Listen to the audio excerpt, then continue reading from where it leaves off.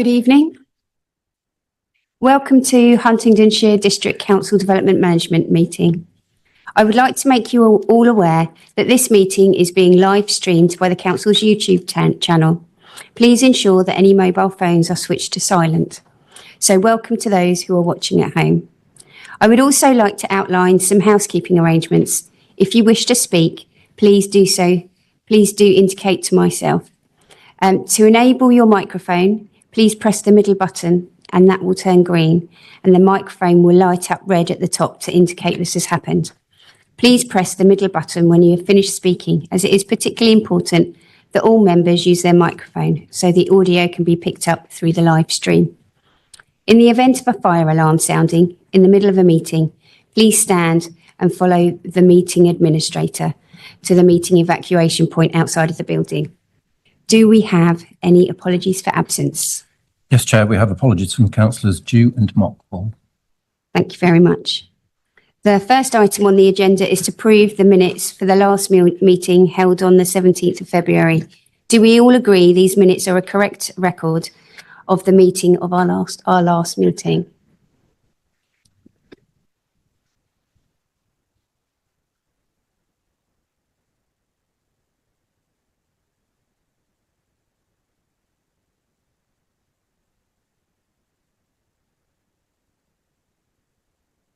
Item 2 on our agenda is members' interests. Are there any members that would like to declare an interest in relation to any items on the agenda this evening? Councillor Corney. Thank you, Chair. Division Councillor for County 4B and D. Thank you. Thank you. Councillor Niche. Thank you, Chair. It's item 4A. I'm Ward Councillor, and as our Chief Planning Officer say, for full transparency, I'm also on the Needworth Parish Council. Thank you. Councillor McAdams. Thank you. I'd like to declare an interest in item 4D as I am a ward councillor for the Stooklys. Thank you. Councillor Sanderson. Thank you, Chair. Also declare an interest on item 4D as I'm one of the local councillors. Thank you. Thank you. And Councillor Wakeford. Thank you. Purely in an abundance of caution with respect to 4A, given the nature of the application, I'm a Cabinet member responsible for strategic housing work, including affordable housing, but I haven't had any involvement in the specific application, and I come to it with an open mind. Thank you very much. Okay, we will move on to item 3 on the agenda. Thank you, Chair.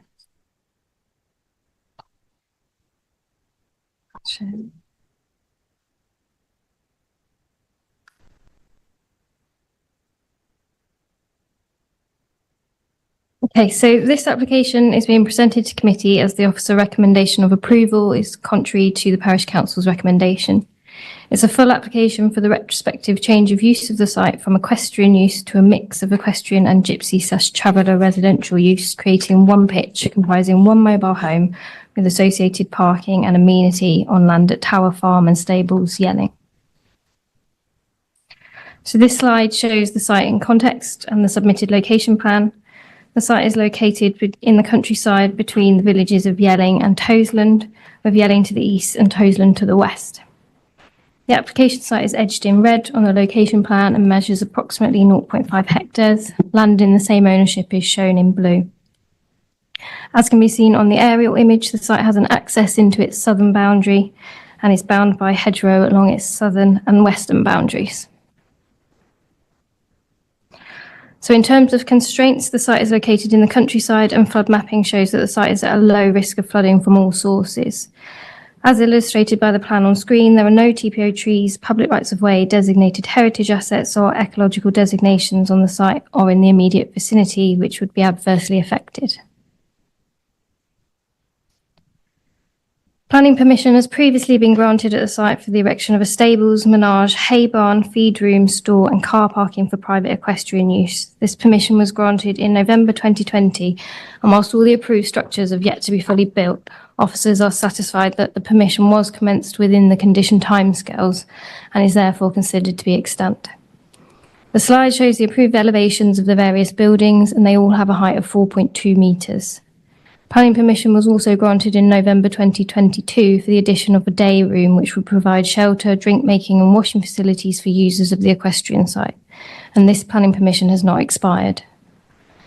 An approved elevation of the day room and the block plan are shown on screen. On the block plan, the day room is shown in dark grey with the hard standing and other structures associated with the other permission shown in light grey.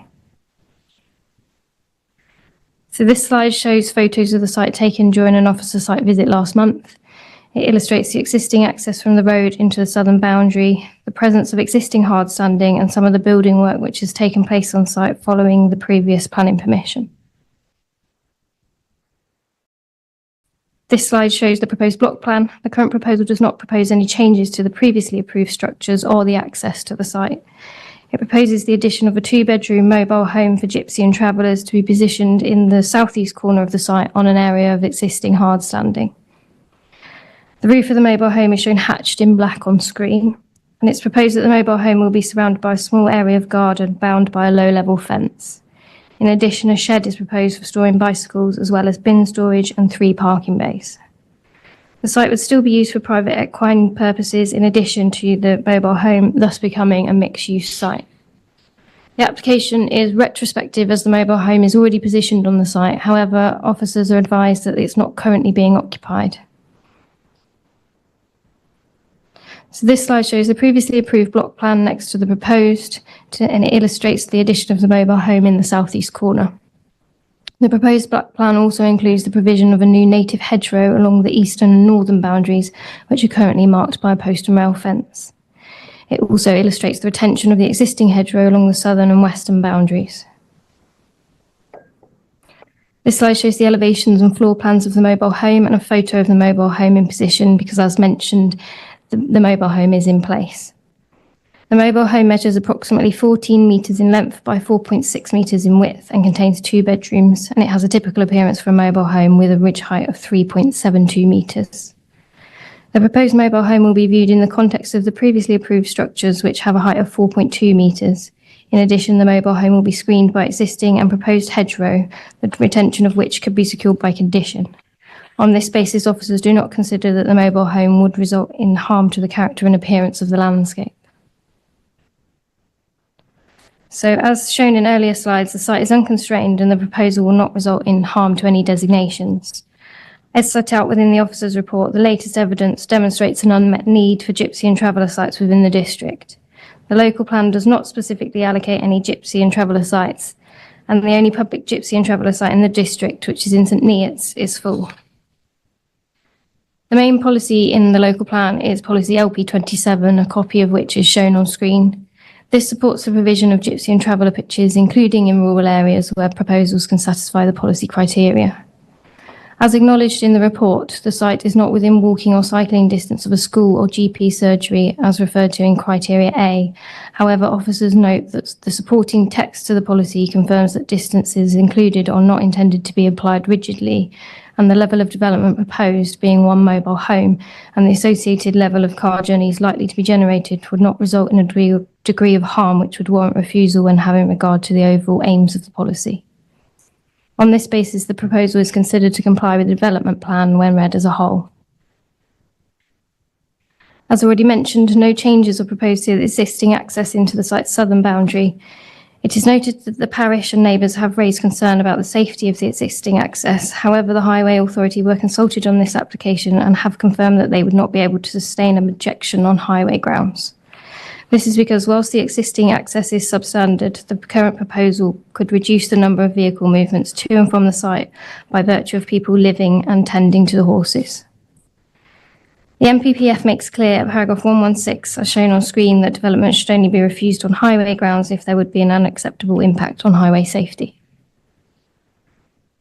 So for the reasons set out in the officer's report, officers are satisfied that the current proposal is compliant with the development plan and national policy for traveller sites. As the proposal is policy compliant, it has not been necessary to consider the personal circumstances of the applicant, and thus no evidence of their gypsy and traveller status was submitted with the application. No adverse impacts have been identified which would conflict with the NPPF's presumption in favour of sustainable development. The officer's recommendation is therefore that the application should be approved subject to a unilateral undertaking for bin provision and conditions which include those listed on screen and at the end of the officer's report. Thank you, Chair. Thank you very much for that report. For this particular item, we have several speakers. Our first speaker is Councillor Cathy Davies from Yelling Parish Council.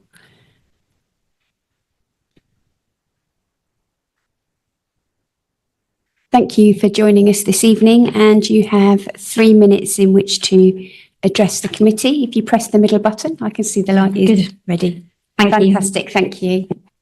Okay, Chair, members of the committee. I speak today on behalf of Yelling Parish Council to strongly oppose this retrospective application. It must be refused for 3 fundamental reasons.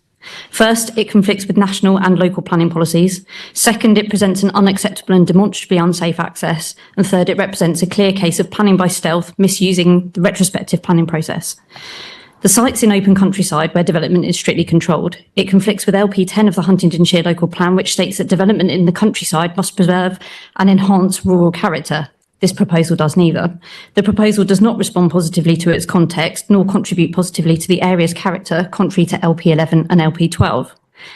LP 27 requires traveller sites to be in sustainable locations. This site is over twice the recommended distance from a primary school or GP surgery and lacks safe pedestrian access, footpaths, street lighting or public transport links. Paragraph 84 of the NPPF states that planning policies should avoid isolated homes in the countryside. This application fails outright. This site was refused for residential development in 22 on the same grounds. Nothing has changed. There is no justification for departing from a sound planning decision. When permission was first secured for equestrian use on the site, it was subject to a pre-occupation access condition for the vehicular access to be hard surfaced and sealed in accordance with a detailed scheme to be submitted to and approved in writing by the LPA. When the applicant applied to discharge the condition in 2023, the details were considered unacceptable and the discharge not agreed. There is no evidence the applicant has attempted to discharge and comply with this condition again. Highways, in its comments on this application, has admitted it was not properly consulted on previous applications at this site. It has also stated it considers the vehicular access substandard. The prior associates report confirms the site entrance is on the inside of a blind bend with a visibility splay below 200 metres, far below the required standard for a 60-mile-an-hour road. This presents a fundamental safety risk to vehicles, pedestrians and equestrians. It's not a theoretical risk. In 2007, a 15-year-old pedestrian was struck and killed on this very stretch of road. The conditions that contributed to that tragedy remain unchanged. How can this committee approve an application with severe road safety implications when Highways itself has deemed the access substandard and the applicant has a history of non-compliance with access conditions? The planning history of this site demonstrates clear planning by stealth. Permission was first granted for equestrian use only, subject to conditions that have not been complied with. A day room application was rejected, then later approved with a condition prohibiting residential use, overnight stays or accommodation. Now, a retrospective application seeks to establish residential use.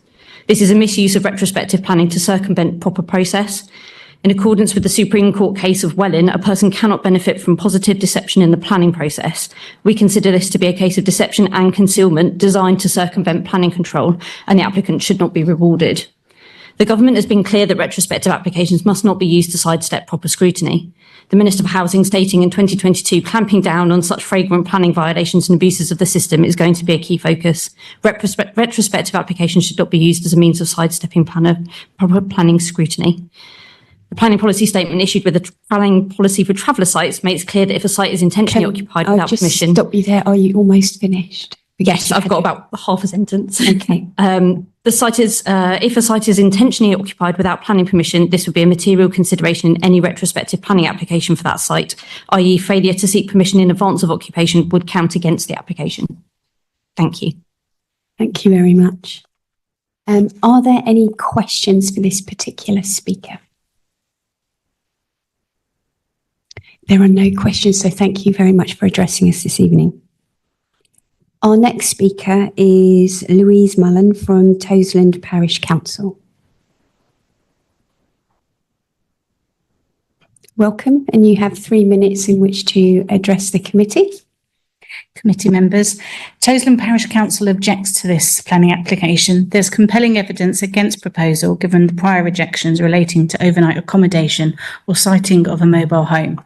It fails to comply with the requirements of prior permissions and HDC's own conditions for the day room, I quote, shall at no time be used for residential purposes, for overnight stays, or as an independent unit of accommodation.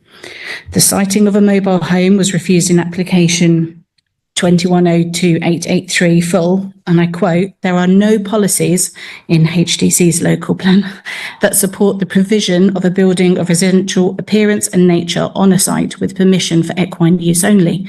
The proposal would therefore compromise unsustainable development in the countryside, which is contrary to policies LP2 and LP10.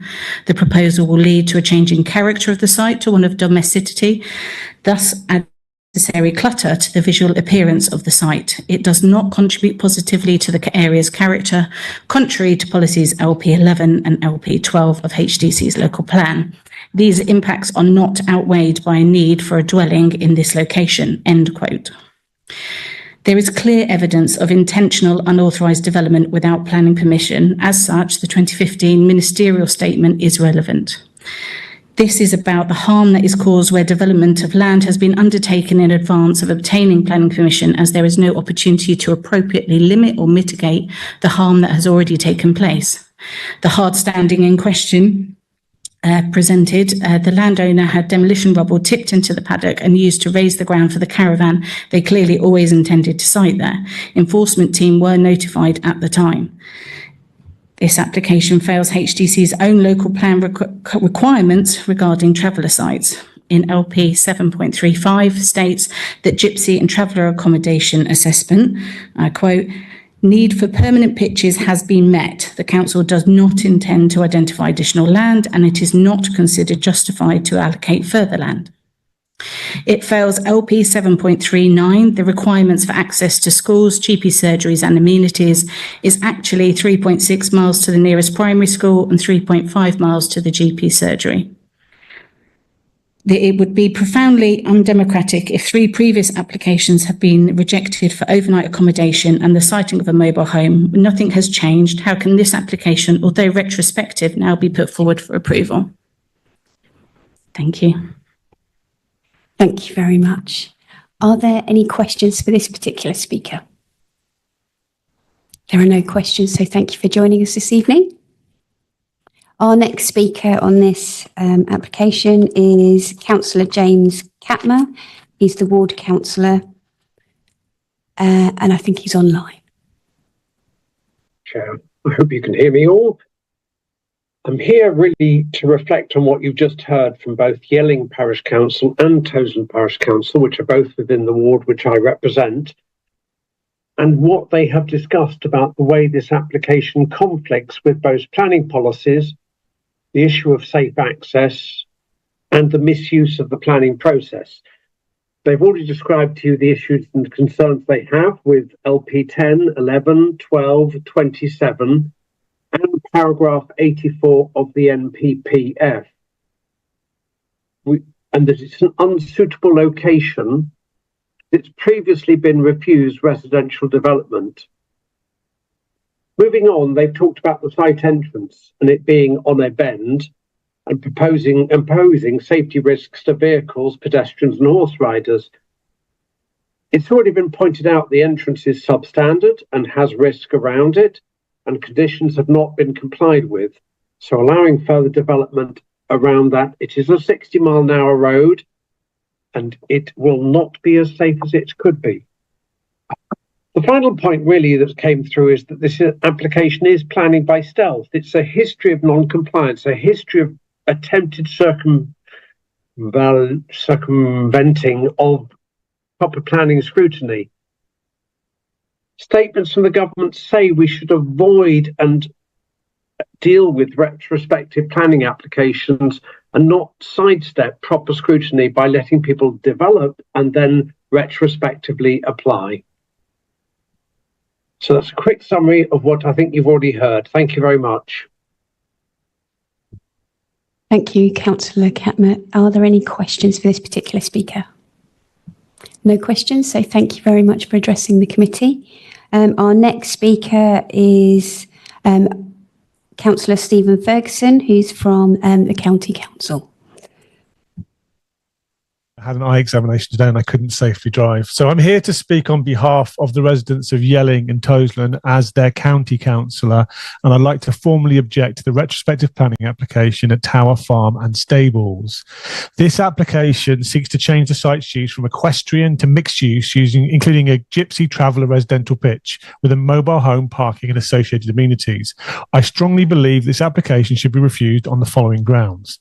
Firstly, concerning planning policy, both a National Planning Policy Framework and Huntershire's local plan clearly state that developments in open countryside should be strictly limited. Paragraph 84 of the NPPF explicitly discourages isolated homes in rural areas. This is an isolated home. It lies between two very small villages and should be excluded on those grounds. Policy LP27 of the local plan sets specific criteria for gypsy and traveller sites, none of which this proposal meets. The site is more than twice the recommended distance from both a primary school and a GP surgery, making it unsustainable and contrary to the core principles of the planning system. And given the nature of the roads and pathways around this village, I believe those criteria should be strictly and rigidly applied here and not just waved away. Secondly, there is an impact on the countryside itself. This land was agricultural until recently, before being converted for equestrian use under the 2020 planning application. This latest change would further erode the rural character of the area. Even though some hedgerow screening still exists, development was still an intrusive feature in an open agricultural setting, conflicting with policy LP10, which aims to protect the intrinsic beauty of the countryside. I'd also like to point out that the incremental nature of these three planning applications since 2020, none of which have been fully realised, has led to the gradual erosion of the agricultural nature of this site. Had these previous applications not been made, then we would be hearing and we were hearing a change of use application tonight from agricultural to residential, then I think the officer's recommendations would have been significantly different. So it seems to me that these salami slicing tactics show a blatant disregard for the due planning process. Thirdly, I'd like to consider the question of need. The 2016 Gypsy and Traveller Accommodation Assessment identified a need for only 9 additional pitches up until 2036. That need has subsequently been met, according to the local plan. While there are claims in the report that an updated assessment may show a shortfall, that data is neither publicly available nor tested, making it unreliable as justification for this application. And it's undemocratic to bring that forward for a report which is not in the public domain. Planning decisions should be based on established, tested data and not on unverified assumptions. Finally, there's the issue of access. You've seen the independent report from the Prior Associates. You've seen photographs tonight. This site entrance doesn't provide adequate visibility for safe use. It is no more than a gap in a hedgerow, and making it safe would require removing a significant portion of the hedgerow or acquiring third-party land. This creates a serious risk to road users and future occupants alike. In summary, this application is fundamentally flawed. It is an unsustainable development in open countryside, far from key services. It's in clear conflict with the planning policy and has an unsafe access point. Approving the application would set a dangerous precedent for future inappropriate development in rural areas, and given the overwhelming policy conflicts and local resident oppositions, I think that this... Councillor Ferguson, I think that we should reject these applications. Thank you. Thank you. Thank you very much. Are there any questions for this particular speaker? There are no questions, so thank you very much, Councillor Ferguson. Our next speaker for this particular application is, we have 2 speakers. We've got Keith Hutchinson and also Dr. Paul Joseph. Would you both like to come to the microphone, because you will be sharing 3 minutes between you?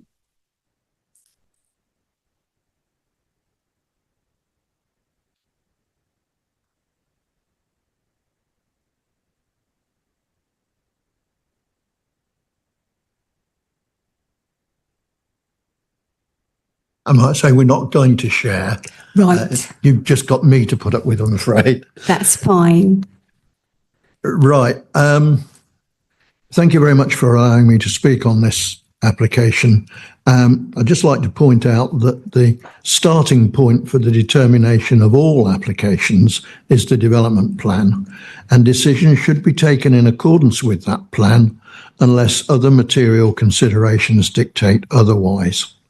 In this case, there are two policies, LP10 and LP27, which are most important in respect of this application.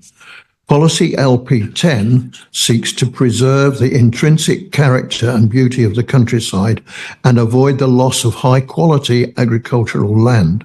This application does neither. Policy LP27 specifically deals with gypsy and traveller sites and lists criteria for acceptability. Importantly, the policy indicates acceptable distances to a primary school and GP surgery, and this site is double the acceptable distance to a school and almost double to the surgery, which is 3.4 miles away, not 2.4 miles away, as shown in paragraph 722 of your report. There is little point in quoting distances in the plan if they are not adhered to, particularly when they are so much further. The site is clearly unsustainable in terms of its location. The site is already an alien feature in the countryside because of the hardcore dumped across the site and simply because the mobile home is hidden behind a hedge at present is hardly a justification in terms of visual impact, and this use will inevitably harm the character of the countryside. Access to the site is substandard. It was not an existing access, and the equestrian use was granted permission without any reference to the local highway authority. We are still awaiting further information on how this application was granted permission. With regard to paragraph 7.76 of your report, indicates that there is only one public site in the district. But of course, this is a private application of a speculative nature, and it provides no evidence of need. Paragraph 7.78 is very misleading. No weight should be given to a draft unpublished GTAA, which officers have had sight of. We maintain that the officer recommendation is ill-founded, and we request members to refuse the application as unsustainable and contrary to the development plan. Thank you. Thank you very much. Are there any questions of clarification for this particular speaker? There are no questions, so thank you very much for joining us this evening. Our next speaker for this particular application is the applicant, Mr. Thomas Brown.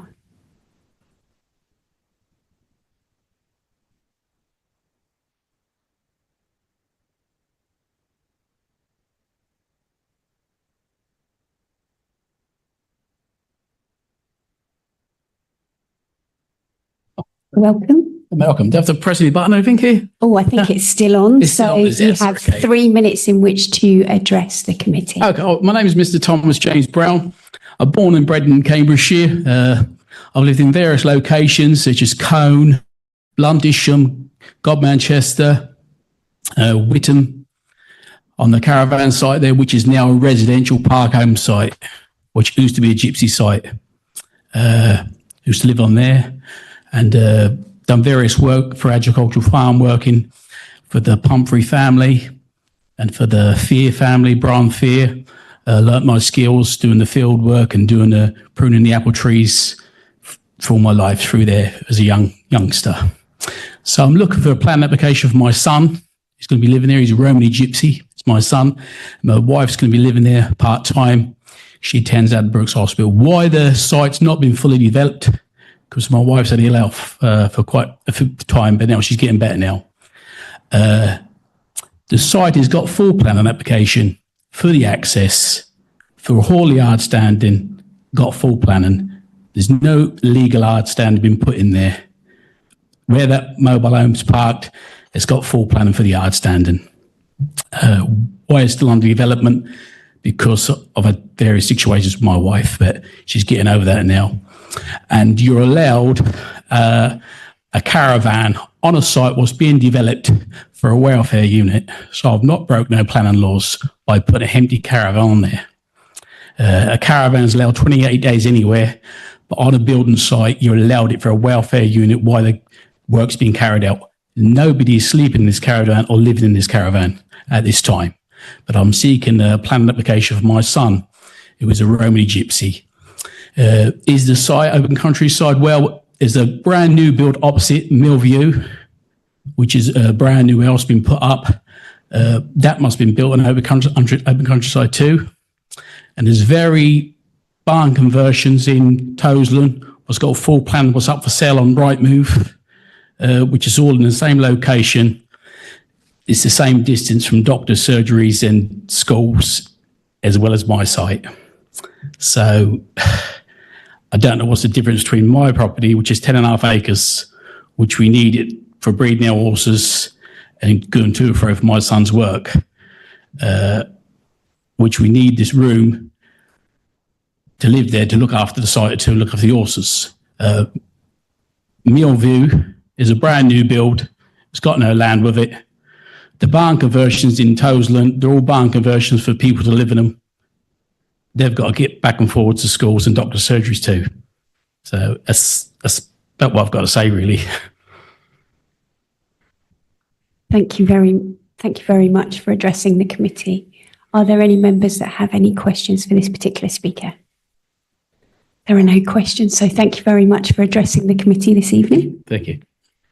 Next, we will go on to questions of clarification for our planning officers. So are there any members that have any questions of clarification on this particular application for our planning officer? Councillor Wakeford. Thank you. I just wonder if it's worth asking officers briefly to recap for us the relevance of retrospectiveness of the prior fact of an application in the weighing up of a decision that we have to make. Obviously, there's been suggestion of scope around deliberate concealment. I'm not clear whether there's evidence of that. Thank you. So it is acknowledged in the report, and we've given weight to the fact that it is a retrospective application. But in this instance, for the reasons set out, it's considered that it is compliant with planning policy, and therefore the retrospective nature doesn't justify refusal in this instance. Thank you. Councillor McAdam. Thank you, Chair. I'm just wondering if the officer could comment on the distances we were talking about, like the doctor's surgery and schools.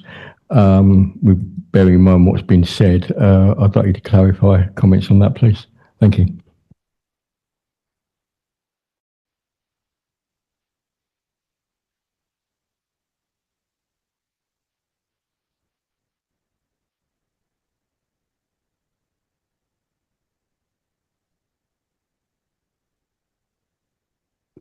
So I set out in my report the distances to the nearest schools, which were 3.3 miles to Papworth Community School and then 3.8 miles to Great Paxton Church of England School. And then according to the NHS Find a Doctor service, it came up as the nearest GP surgery is Papworth Surgery, which is 2.4 miles. I know there was reference to slightly different distances, but that was what was shown to me online from the NHS website. And they do exceed the distances quoted in criteria A of policy LP27, but for the reasons set out in the report and in my slides, it's not felt that the amount of traffic which would be generated in going to the GP service or going to the school would be sufficient to warrant refusal in this instance, given it's one mobile home. Thank you very much. Councillor Sanderson. Thank you, Chair. There was some mention of LP10, LP11. I think Councillor Ferguson said it. LP10 refers to the intrinsic nature of the countryside. I wonder if we could just have a bit of a steer on the relevance of that, if there is any. I'm not convinced that there is. Yeah, so I have assessed it against LP10 in the report. So LP10 is countryside, and that seeks to resist the loss of agricultural land. So in this instance, the site has planning permission, which is extant for the equestrian use. And there's been development on the site, there's hard sanding present, so it's not considered to be agricultural use and therefore no loss of agricultural land as a result of the current proposal. And in terms of any harm to the countryside, as set out in the slides, I showed the elevations of the approved structures, which are 4.2 metres in height, and the mobile home is 3.72 metres. So it will be seen in the context of those existing or extant structures. They could still be developed. There's also hedgerows existing on two boundaries, and they're proposing new hedgerows on the other two, so it will be completely enclosed by hedgerow. And for that reason, it was felt that there wouldn't be sufficient harm to the countryside, again, to warrant conflict with LP10. Thank you very much. Councillor Gorson. Thank you, Chair. At 5.3, CAMS, Kennet Council Highways, say that whilst the vehicle access to the site is substandard, is the substandard nature of the highways reflected in the previous application, or should it be picked up in the conditions on this one?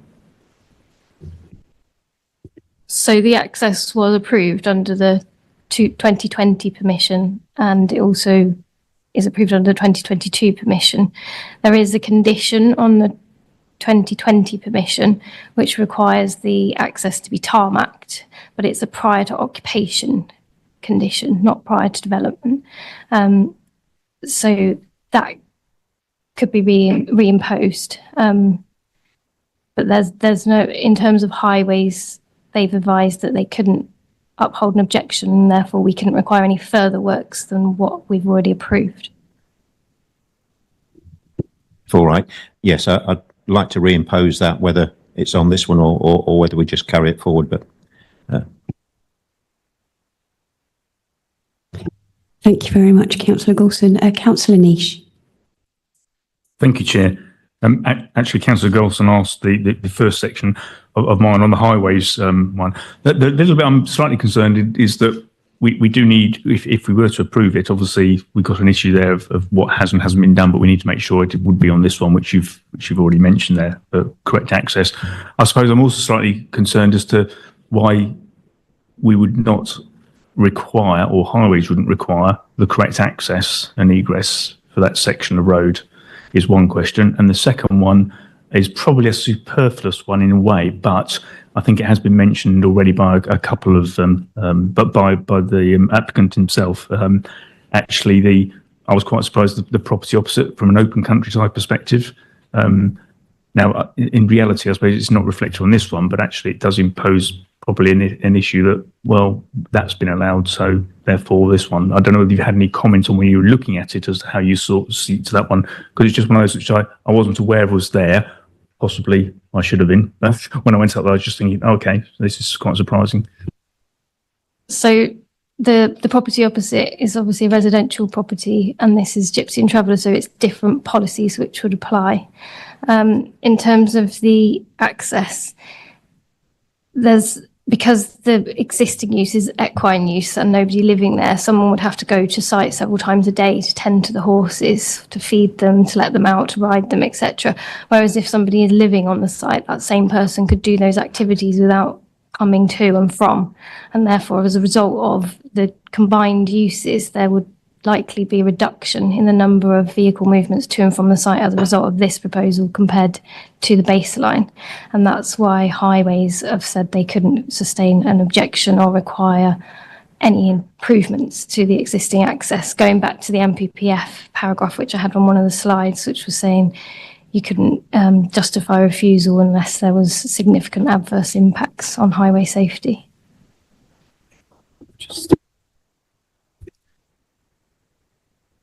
So if we could just come back on that, are we saying that we don't have to worry about the access because previously it hasn't been a concern, whereas now we're putting potential residential usage and therefore we should make sure that the access and egress is to a highway safety standard from a safety of the personnel that may or may not live on there?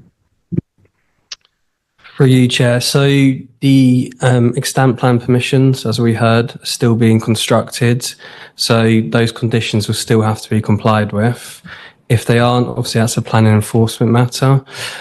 We could reapply the condition around the access to make sure that it's kind of run in parallel almost. But I think the point is that that's prior to occupation. So that's still kind of pending, I would say, in terms of it. In terms of the previous consent, so highways weren't consulted, just to be clear. Officers deemed an existing access and assessed it on that merit. Regardless of our view of that today, it's material consideration, those plan permissions. It's already been approved in terms of equestrian private use. So I think what members are looking at tonight is quite clear. You've got previous permissions on the site. The access is approved. The reduction in the movements, given that somebody will be living on the site and not therefore having to travel to and from the site. And we've got the advice from the Highway Authority saying that they can sustain the reason for refusal on those grounds. Thank you very much. Councillor Pitt. Thank you, Chair. I've got two, possibly three questions. I might do them individually if that's all right. So my first one, so there's reference from some of our speakers regarding the need for further traveller sites within Huntingdonshire. And so I understand the current local plan doesn't require further sites, but there is, I think it's come up in a previous planning DMC meeting, that there is sort of new documentation coming through that suggests that we are looking for more in the district. And so suggesting some of our speakers that this was an untested and unpublished document. Can I get some feedback on that point, please? Thank you, Chair, and through you. So in terms of referring back to local plan, so 7.35 for the supporting text for LP27 talks about pitches between 2016 and 2021. Obviously, we're now in 2025. So the council has been undertaking a review of the needs assessment. As outlined at committee last month, officers have seen a draft of this. The reason it hasn't been published yet is because we're still finalising the numbers, making sure the surveys and everything, so it is the correct number to go forward with. That being said, it does show an unmet needs. Officers aren't just relying on that. We've had an appeal last year on Legacy Park, Somersham. The appeal decision there clearly referenced also an unmet needs. This is because there was a change in definition for gypsy and travellers, which now include people who have ceased travelling. So the fact that the definition has kind of yo-yoed, I'd say, it's gone back to what it was, therefore automatically would increase our numbers regardless if we were doing an updated survey. So the council has acknowledged that, and PINS have also acknowledged that. So in terms of, I understand kind of the weight to an unpublished document. I think what officers are saying to members is quite clear. There is an unmet need. We just can't give you that definite number. Regardless of that unpublished, the updated definition would result in a increased need. In terms of it, I think less weight is given to this situation because this is policy compliant. We've got flood zone 1, and as you've seen in the report as well, the countryside impact is limited given the previous approvals on the site. This isn't a greenfield site as such, so it's been assessed on its merits. But yeah, if there's any more questions on that, I can come back to it. Councillor Pitt. Thank you. That's very helpful on that question. So, separate question. So, paragraph 7.15, just quickly rattle through it. So, local planning authorities should very strictly limit new traveller site development in open countryside that is away from existing settlements, and it carries on. The phrase "very strictly limit," I presume that's not an absolute number. It means only in exceptional circumstances. That's my reading of that phrase. And if that's correct, or is that correct? And if so, what are the exceptional circumstances that merit this one being recommended for approval by officers? So I think it's just important to obviously read 7.15 as a whole. So it clearly says it's not opposed in principle to traveller sites being located in the countryside. Obviously, the main concern here is making sure that we're not approving gypsy and traveller sites in the middle of nowhere. could be a number of 10 pitches with children there that may require them to get to school, etc. So we do take into account the number of pitches being provided. Obviously, countryside harm is another thing to balance in there. Like we've already said, this one has previous permissions on the site. It's technically brownfield land now because it's being developed. It's not greenfield land. So I think it's reading the report as a whole and not isolating a single paragraph. Obviously, the national planning policy for travellers should be read alongside our local plan policy LP27. In terms of distances to services and facilities, they're just a guideline. It's not a defining factor. It's just one part in the planning balance and assessment. Thank you. Is this one following up from what you've just... Not specifically, it's a separate question, but is that okay? Yeah, and then we'll move on to Councillor Thank Niche. you. Yeah, hopefully a quicker one. So 7.92, it says local planning authorities should not, however, permit mixed use on rural exception sites. The following paragraph states that this is not a rural exception site. I was just a bit confused by those two sentences. Having some clarity on that, that'd be really welcome.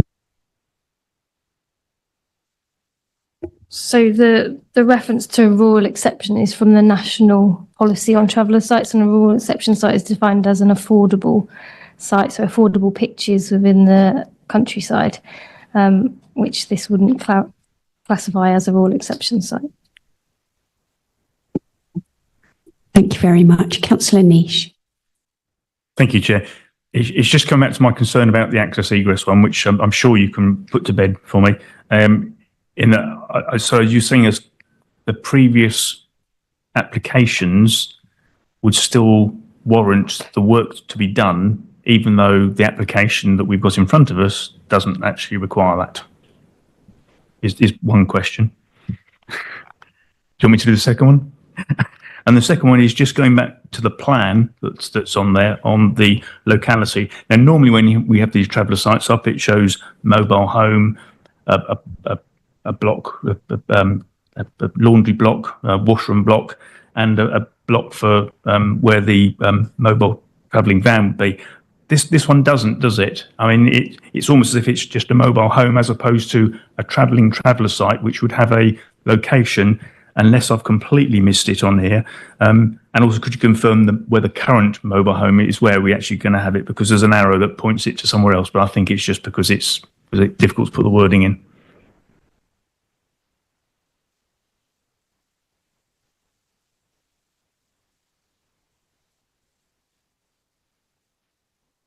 So I'll just take your first question. So in terms of this application, it's for the change of use, the siting of the mobile home, and then the use of that as a gypsy and traveller pitch. In relation to all the other buildings that you can see on the site plan, they are covered under a separate permission, hence why those conditions still remain to be carried out. As we said, if members feel it necessary, we can reimpose the condition on here so they can run parallel. But in terms of it, they're separate consents, still pending, I'd say, still in construction. In terms of the normal gypsy and traveller pitch of a mobile home, a static, and a day room, we have assessed what's been put forward in front of us. Obviously, it shows limited space to provide additional caravans or day rooms. So therefore, we've assessed it on that basis. And a condition is recommended to secure then no more than one pitch, including one mobile home. If the applicant wishes to amend that in the future, they'll need to come back to us with a plan application. We've assessed this application as submitted. So in terms of, I think, given the limited space, you need turn-in space as well. There's just not space for us to do that. So we've been quite clear in conditioning what's on that plan in front of you. Sorry, I think there was a third question at the end. I'm not sure. It was just about the locality. The current mobile home, which I've seen is up there. Is that where we're saying, and according to that plan, with the grade out, that's actually saying where it's going to be, isn't it? Correct. So the arrow showed it somewhere else, but it could just be that it's just on the plan. Yeah, as shown on that plan, that'll be the approved plan, so it should be cited there. And I think given kind of the current layout of the site with the stables and everything, it is limited to where it could be. But regardless of that condition, the caravan will be in that corner. fine. And yeah, so the condition will also reference that plan in front of you as well. Thank you very much. Are there any other questions before we move on? There are no other questions, so therefore we will move on to the discussion about this application. Is there anyone that would like to start that discussion? Councillor Jordan. Thank you. I mean, there's been a lot of discussions, and I have to say that the officers have made it very clear to me what LP 27 and LP 10 and how it is related to this applicant. I think you've answered the questions and clarified a lot for people on the parish council and other residents who have shown concern. And I think there are a lot of recommendations that have to be complied with, and I think it's enforcing those and making sure that those are enforced that probably will help to relay perhaps some of the fears that some of the residents have brought to. So they're my first thoughts on it, but I'll listen to everybody else. Thank you. Thank you very much, Councillor Jordan. Councillor Wakeford, thank you very much. Thank you. I concur with Councillor Jordan that there's clearly an awful lot of material before us. We've heard a lot of contributions this evening, and clearly there are strong feelings on this one. I suppose just to pick up a few points, reference has been made to the process feeling undemocratic. I mean, obviously, this isn't a purely democratic exercise. It's a quasi-judicial decision that we are required to make as democratically elected councillors, but doing our best to apply the legal and policy framework as we understand them to the particular applications, clearly informed by democratic input, but we're trying to make the the right and a defensible decision based on the policies we've got before us, which might not be the ones that we choose to write ourselves. I think we've clearly had there are strong highways safety concerns, but purely based on the existing access conditions, it's not clear to me, colleagues, how we might sustain a legal objection on highway safety grounds. We could say we refuse it anyway, but it can be overturned straightforwardly on appeal, and then we lose the ability to impose conditions ourselves as a district council to help mitigate some of the other concerns. On the points around need for gypsy and traveller sites, I mean, as Councillor Pitt picked up in his questions to officers, I certainly recognise that it feels suboptimal that significant information is in unpublished reports, but that it is in the nature of reports that are published that they're developed first, and there's a point at which they're unpublished. That's clearly on a trajectory. The basic point of contention about whether there is or isn't an unmet need, it's not clear to me how we can reasonably deny that that we see a need, and as has been referenced, appeal decisions have supported that as well. So I think as I see the situation, we have to recognise there is a need, that there is an unmet need, and we need to apply weight to that as well. I just touch on the retrospective nature of the application as well. It's always unwelcome when we get applications that are retrospective, but the starting point in law is that we are applying the legal framework as it exists. We don't automatically penalise something that's retrospective for its own sake. Obviously, there are particular circumstances that can apply. It's not clear to me that they do here. Others around the table may wish to pick up other particular elements, but I'm keen to hear other contributions, but so far it's not clear to me how we might sustain refusal on any grounds. Frankly, I think it's a cogently argued officer report, and we do need to make the assessment in the round. Thank you. Thank you very much, Councillor Wakeford. Councillor Sanderson. Chair, I think if you look at particularly at pages 20 and 21 of our report, the concerns of the parish council will understand their concerns, but I think they're clearly answered and addressed here. I mean, if I think I asked a question earlier and Holly responded, and of course it's back in the report here at paragraph 7.26, regarding the ridge height of the mobile home in the context of the previous development, the stable block, for example, as well. So I think the argument about, I think it was LP 11, wasn't it? Concerns about the effect on the countryside. I think that's been addressed. And there were concerns, I think, about the conservation area. It's actually situated outside the conservation area. And I think on page 20, it deals with the distance from primary schools, GP surgeries. If you live in a rural area, you do have to travel to those locations where those facilities services are located. I see no reason to defer or demur from the officer recommendation here, so I propose that we approve the application. Thank you. Thank you very much. I'll accept that proposal. Councillor Niche. Thank you, Chair. I think we've heard a lot of concerns, and some of them don't meet up with our policies, but I can understand why the concerns are there.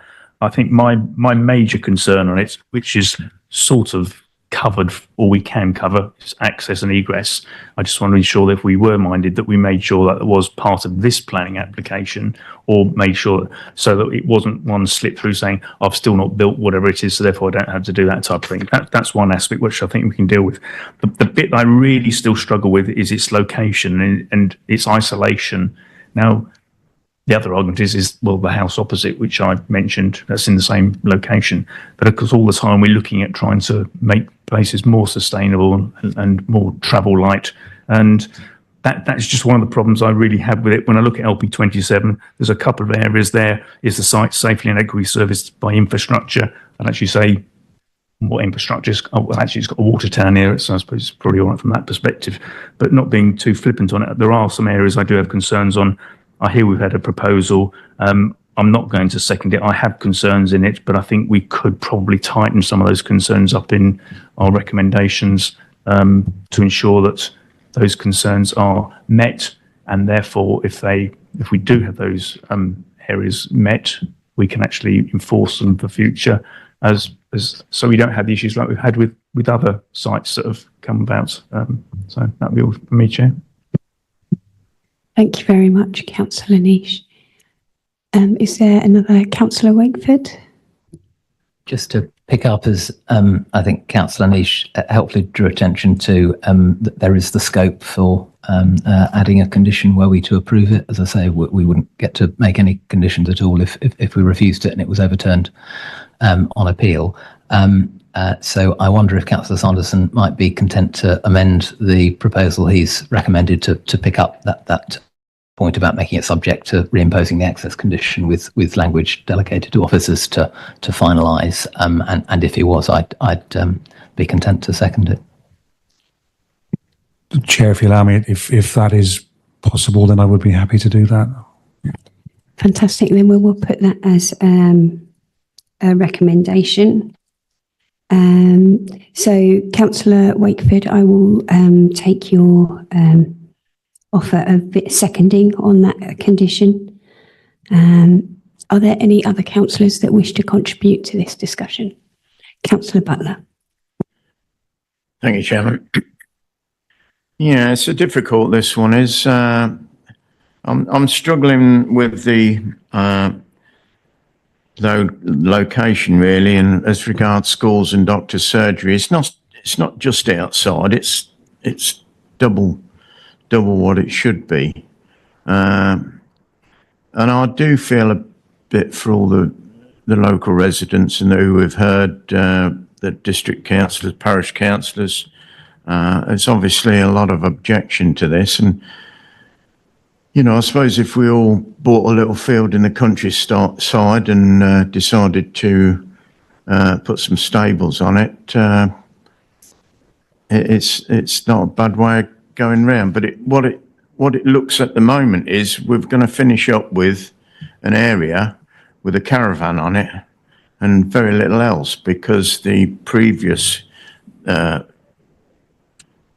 permissions haven't been adhered to. So, I'm struggling with it, because I just think we're going to finish up with a dwelling there, and nothing else really that goes with it. I mean, convince me that someone convince me that we can mitigate these miles away from school and doctor's surgery. Convince me that can be mitigated against something else. But I'm just struggling with it, which that's what's before us. Thank you, Chairman. Thank you very much. Councillor Pitt. So yeah, just to share my views, I think Councillor Butler's articulated them possibly better than I could have. But yeah, I feel quite conflicted on this one. I mean, the words very strictly limit kind of the thing that I'm kind of stuck on. I think it has to be a pretty good application to allow residential dwelling in open countryside, and there seems to be quite a few things stacked against it, not least that the proximity to school and GP, but also the 60 mile an hour with no footpath. And I guess this is always the case when you're looking at rural development, it's always going to have these limitations, but it doesn't change the fact that they're there. So at the moment, I'm inclined not to vote to approve based on information. That's my thinking at the moment. Thank you very much, Councillor Pitt. I would like to bring in our Chief Planning Officer at this particular point. Thank you, Chair, and through you. Members, as you continue to debate tonight, I'd just like to remind you of a couple of things. One, you're here to consider the application in front of you and not what might happen in the future. And secondly, I just refer back to the points of clarification earlier where we discussed the difference between how we consider applications for residential development and applications for gypsy and traveller sites. And I'd remind you again not to conflate the two in your deliberations tonight. Thank you. Thank you very much. Are there any other members that wish to contribute to the discussion? There are no other members that wish to contribute to the discussion. So we have had a proposal from Councillor Sanderson, which has been seconded by Councillor Wakeford, to approve this particular application with the condition that we reapply the condition on the access to the highway. With that in mind, all those that are in favour of approval with that particular condition, please can you raise your hand? 1, 2, 3, 4, 5, 6, 7, 8, 9. And those that are against? 1, 2, 3, 4, 5. And any abstentions? Therefore, that has been approved.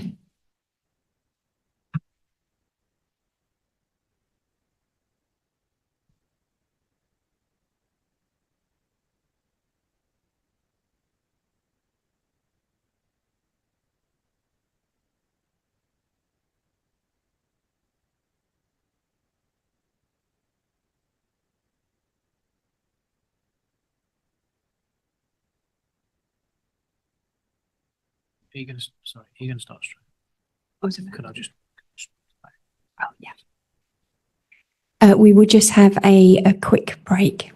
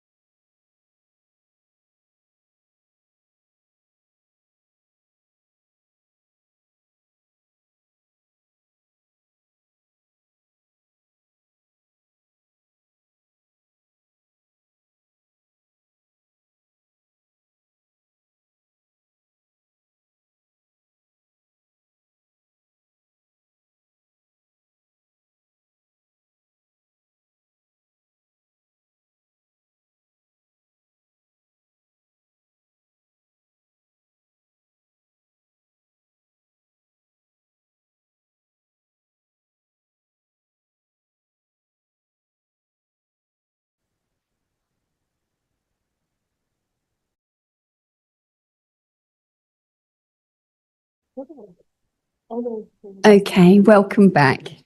We will move on to item 4A on our agenda, which is a planning application in Holywell cum Needingworth, which will be presented to us by our planning officer, Lucy Bateman.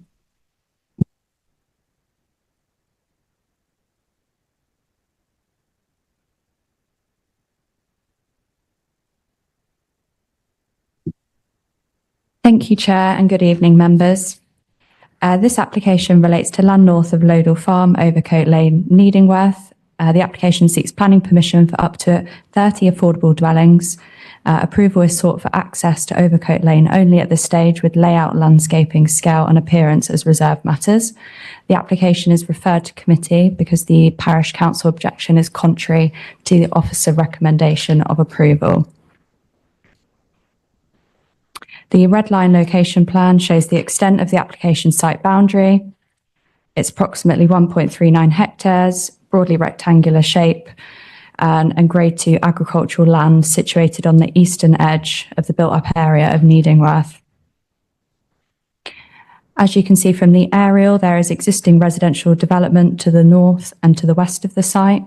To the east is the wider agricultural field, beyond this is Overcoat Farm Intensive Poultry Rearing Unit, approximately 150 metres away. And opposite this is the water treatment works. And then to the south of the site, we have Lodall Farm. We have here the indicative site layout. As I previously mentioned, the application seeks outline permission for up to 30 dwellings, with all matters reserved except access. Dwelling mix has not been prescribed at this stage, this being deferred as a reserved matter. The proposal is for 100% of the dwellings to be affordable for either rent or shared ownership, with the applicant offering additional flexibility to incorporate first homes. The application seeks to respond to a shortfall of affordable housing at national and district-wide level. As I've mentioned, vehicular access to the site is considered at this stage, and this would be via a new priority junction to be formed on Overcoat Lane. The proposal also includes a 2-metre wide footway coming into the site, the new access, and then extending towards the main part of the village. I'll now just run through some site photos. So we have here the view coming out of the village towards the application site. You can see the access to Lodall Farm on the right. This is the front part of the site onto Overcoat Lane, and then in the distance you can see the poultry farm. The rear part of the site, Lodall Farm, and a view looking across towards the east. A view looking down the track from Lodall Farm towards Overcoat Lane, and this shows the existing boundary. And then a view looking back towards the village. And you can see here the relationship with the dwellings on the opposite side of Overcoat Lane, and then those dwellings on the edge of the village in the distance. And a final one just looking over the application site. So in terms of the key issues, I'll start with principle of development. Paragraph 7.6 to 7.8 of the officer report set out the council's housing land supply position. As a result of this, the presumption in favour of sustainable development, also referred to as the tilted balance, is engaged in accordance with paragraph 11D of the NPPF, which I've included up on this slide.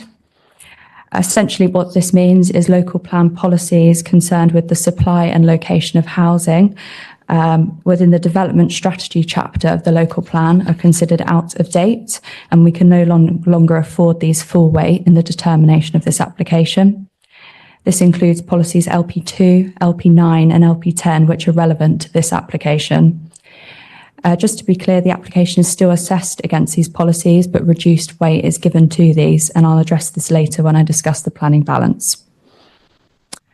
So in terms of whether it's built up area, outside the built up area, countryside. Officers have considered that given the visual and functional relationship to the built up area, the site is considered to be well related to the built up area. But it is also acknowledged that visually it would appear as part of the countryside in views looking east. So paragraph 7.24 of the report sets out that there is conflict with policy LP10. The proposal would result in the irreversible loss of grade 2 agricultural land, and it would also partially erode the existing well-defined edge and Needingworth's countryside setting of arable fields. However, it has also been considered that the site is sustainable for the amount of development proposed. The development would have access to services and facilities within Needingworth. This includes convenience store and post office, preschools, primary school, pubs, places of worship, and a village hall. And there's also means of access to larger settlements, including St Ives and Huntingdon, by sustainable modes of transport. Moving briefly on to the highway safety matters. The Highway Authority has no objection to the proposed development, as it would not have significant impact on the surrounding road network, and the proposed access arrangements are also supported subject to conditions. Moving on to residential amenity, the application site is in close proximity to an existing intensive poultry farm and sewage treatment works. I've included an aerial with approximate distances. The agent of change policy within the NPPF has been considered in terms of the relationship to the poultry farm in particular. I've included the relevant NPPF paragraph on the slides. Essentially, the agent of change policy seeks to ensure that existing businesses and facilities would not have unreasonable restrictions placed on them as a result of development permitted after they were established.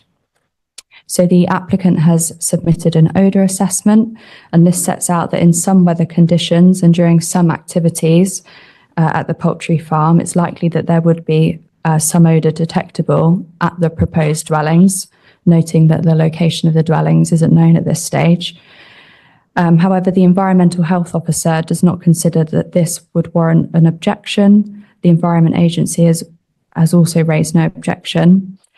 And officers have considered that the agent of change policy is not considered to be engaged, as the odour sources would not have a significant adverse impact. And that's the wording used within that relevant paragraph of the NPPF. We've also addressed some points within the late representation summary. The submitted odour assessment was carried out prior to redevelopment of the poultry farm. So the aerial up on screen is outdated. The poultry farm has planning permission which is being implemented for new larger poultry sheds. So with this in mind, it's been recommended that an updated odour assessment be undertaken and secured by way of condition to inform the layout of the proposed development. The Environmental Health Officer has advised and made suggestions as to having substantial buffers, particularly on that east elevation. Eastern boundary, and also considering the orientation and the types of dwellings, so not having sort of bedroom, main living area windows facing towards the poultry farm. But again, that will be considered at reserve matters stage. And just to add, the Minerals and Waste team at County Council have raised no objection in terms of the proximity to the Needingworth Water Recycling Centre. So I'll now just cover some late representations. We received additional comments from Needingworth Parish Council, as well as neighbours, which have been addressed in writing in the late rep summary sent out last week. Since then, this morning, we received comments from Anglian Water, setting out an objection to the proposed development, and I've set out an extract from that consultation response. The objection is on the basis that the proposed development, there's a lack of capacity at the Needingworth Water Recycling Centre to accommodate the flows generated from the development. Members might recall we had a similar objection from Anglian Water for the 25 to 30 dwellings in Hertford, which were considered at January committee. Essentially, and as I've set out on this slide, this is a funding issue for Anglian Water and not a land use issue. But we have recommended a condition to secure details of a foul water drainage strategy. And that is the same approach we have taken previously. And I've just set out on the bottom of that slide the additional and amended conditions. So for the updated odour assessment to inform the layout, and a noise assessment to inform a noise mitigation scheme. So moving on to the planning balance exercise, as I've mentioned previously, the presumption in favour of sustainable development contained in paragraph 11D of the NPPF is relevant, and it's been paraphrased on the slide for you here. Essentially what this says is the most relevant local plan policies for determining a planning application, where those are out of date, planning permission should be granted. There are exceptions to this, the first being if the proposal is in a protected area. So this can include habitat sites, irreplaceable habitat, designated heritage assets and areas at risk of flooding, but none of those are relevant to this site. Or where the harms caused by the proposed development significantly and demonstrably outweigh its benefits. So put simply, the tilted balance weighs a development's adverse impacts against its benefits. It's not a level playing field, but tilted towards granting permission. In coming to a decision tonight, members are reminded that the officer report should be read as a whole. The planning balance exercise requires a decision maker to assign varying degrees of weight to the harms and benefits of a scheme. And this has been set out from paragraph 7.82 of the officer report. And I'll just run through those quickly with you now. So conflict has been identified with policy LP10 in terms of loss of grade 2 agricultural land, which has been given significant weight in the planning balance. However, it's also acknowledged that the site represents a relatively small area in relation to the extent of the district's most versatile land, and the development would not prevent the farming of the wider agricultural field. The impact on the landscape and countryside setting results in further conflict with policy LP10, and this has been given moderate weight in the planning balance. Moving to the benefits, the delivery of 30 homes towards the housing supply is given substantial weight. The scheme is also for 100% affordable dwellings, which is attached significant weight. And the other benefits include contribution to the economy during and post-construction, given moderate weight. And other benefits include sustainability of the site, delivery of green space, and biodiversity net gain, all attached moderate weight. So whilst conflict and harm has been identified in relation to loss of agricultural land and countryside impact, it's been concluded that the identified harm would not be significantly and demonstrably outweigh the identified benefits when taking all the positives and negatives of the proposal into account.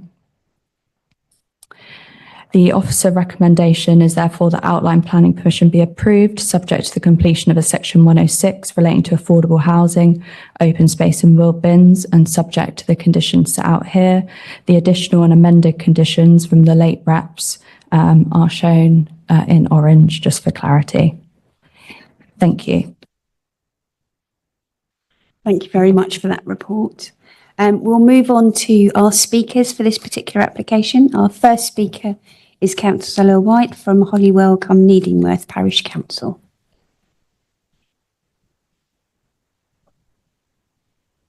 Welcome. And you have 3 minutes in which to address the committee. And when you're ready, you can press the middle button and the top will light up red. The Parish Council made its objections, which were applicable at the time, which still have bearings on the application site despite tilted balance. LP10, the countryside, the officer reported the site as developed on 3 sides.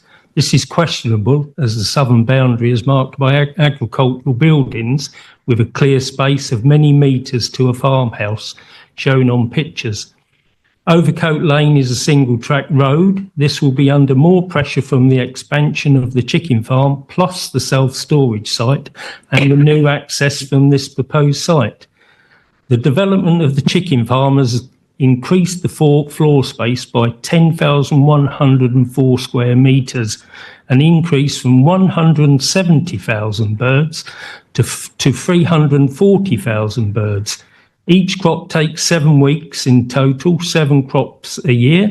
The increase will result in double the number of lorries to and from the site. Letters from Pegasus Group on behalf of the chicken farm relates to highways, dust, noise and odour. The odour assessment was submitted prior to the expansion of the chicken farm, which they believe does not demonstrate the site is suitable for residential development, and no acoustics assessment has been undertaken. The site came forward under the call for sites and failed HDC's initial assessment due to no odour assessment and within 400 metres of a sewerage works. The parish council believes this site is not sustainable for the following reasons. The application, due to its location, fails to provide future occupants of the proposed dwelling a high-quality residential amenity. Number of affordable homes already in the village is 107 from recent developments of 178 homes. Chicken Farm is 120 metres away, sewerage works 150 metres away. Both sites will cause odour, noise and dust. It is outside the development plan area. Agricultural land grade 2, so in breach of LP 10. LP 9, the village is classified as a smaller settlement due to a lack of amenities. More pressure on the schools and sewerage works. Development of this site will affect the character of the adjoining countryside, and the setting of arable fields will be eroded. Existing grass verge and hedgerows will be replaced by an engineered access. Thank you. Your photos are out of date. I've got new photos here if anyone wants to see. You've got, okay, thank you. Oh yeah, sorry, I didn't look up. Thank you very much. Thank you very much for addressing us this evening. Are there any questions for this particular speaker regarding our application? Oh, Councillor Niche. Councillor Jordan, would you like to go first? Oh. Yes, I was just wondering whether the parish council office has had any complaints about the odour from the other residential areas there that stem from the chicken farm. Do you have many complaints? Are they on a regular basis? It's when they start cleaning out. It's It's when they clean out the chicken farms, which when they change over, that's when it smells and you get the noises, and that we do get regular complaints about the smells. Yeah. Thank you very much. Councillor Niche. Thank you, Chair. Just a brief, you've seen up there that the latest Anglian, not on the picture, sorry, that Anglian Water have responded about the sewage farm and the adequacy of that. Now, obviously, we're going to ask potentially questions on technicalities of that, but what issues did you see as currently an issue with the sewage farm from the fact that it's over capacity, if any?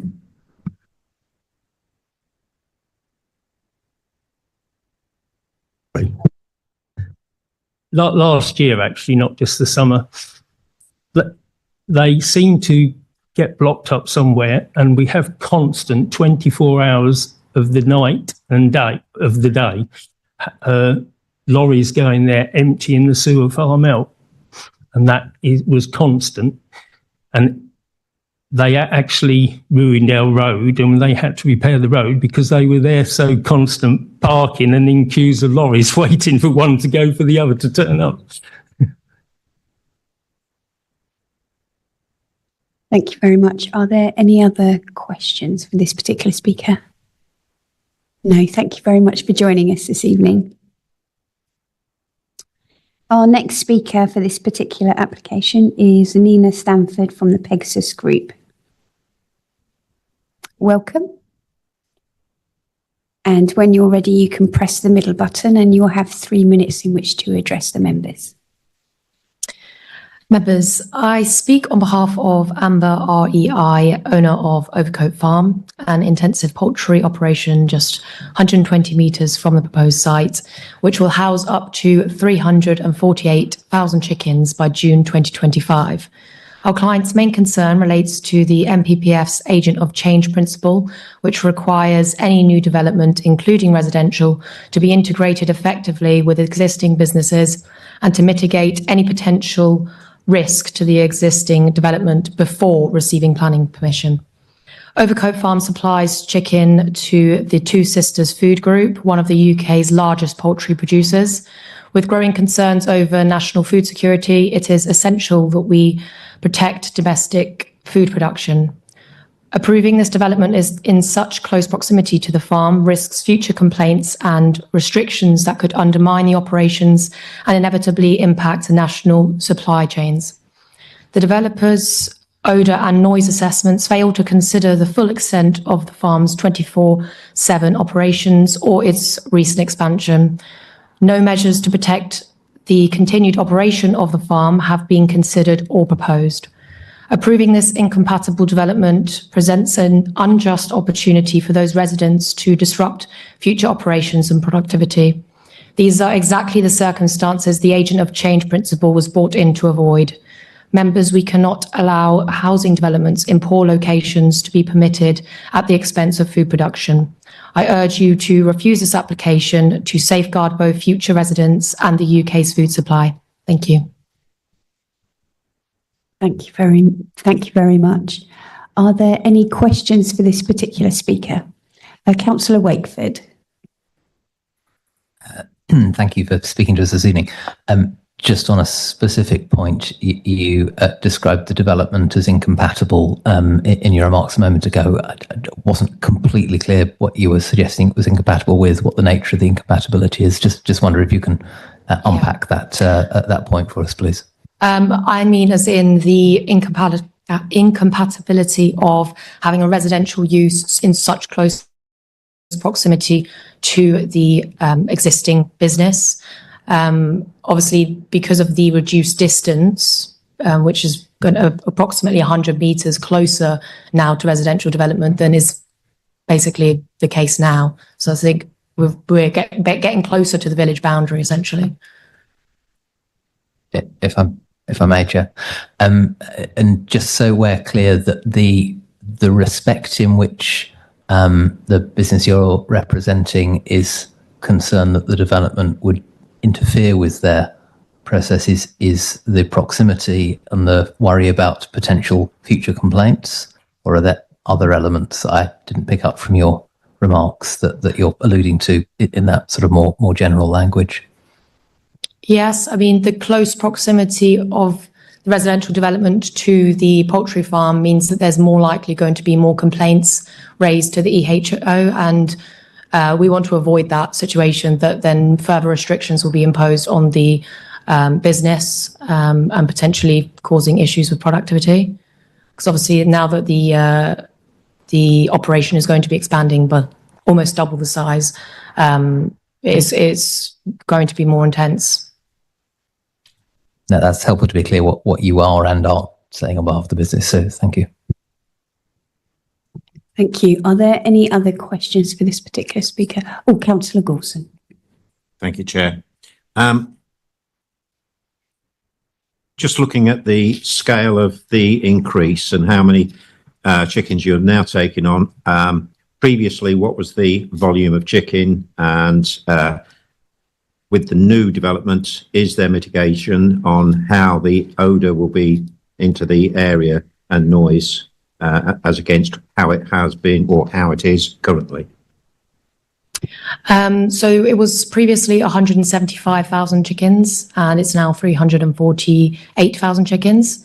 The development should be completed in June 2025. As you saw in those photos, it is currently under construction.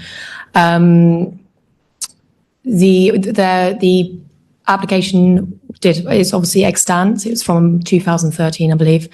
And there were mitigation measures in place for that development, for the application to be approved at that point. But obviously, odour is one of those things that,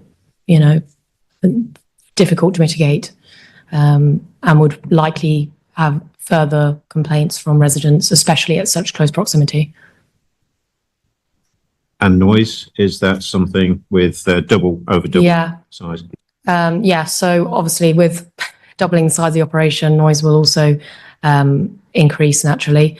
We failed to see how this, the new residents and the development that's been proposed will mitigate that, and it's not been shown in any of the material so far. Thank you. Councillor Niche had a question for you. Thank you, Chair. Just going back to the one about the numbers of chickens, which is quite large. You're saying 340 whatever thousand. That's not per year, is it? That's every crop, isn't it? I think that's at any given time. So that's how many will be housed. housed. Every weeks, there's 340 odd thousand chickens there. Yeah, so in and out. But the actual farmhouses will house 348,000 chickens. And just one over my Chair. Obviously, you've had planning permission for this, and we know we've gone through that one. You may not be able to answer it, but what was the additional lorry movements? Because I know a lot of this application was put on prior to that. So there's obviously going to be potentially an increase in lorry movements. And I can't remember from the application, because I've looked at the application, what were the increase in lorry movements that goes down there? I don't know the numbers off the top of my head, unfortunately. Obviously, there will be an increase in vehicle movements in and out of the village, but that would have been assessed as part of the permission. So that's, as far as we're concerned, completely acceptable for the exam planning permission, but potentially not for the affordable housing scheme. Thank you. Are there any other questions for this particular speaker? There are no other questions, so thank you very much for addressing us this evening. We have an additional speaker for this particular application, which is Andy Brand, the agent.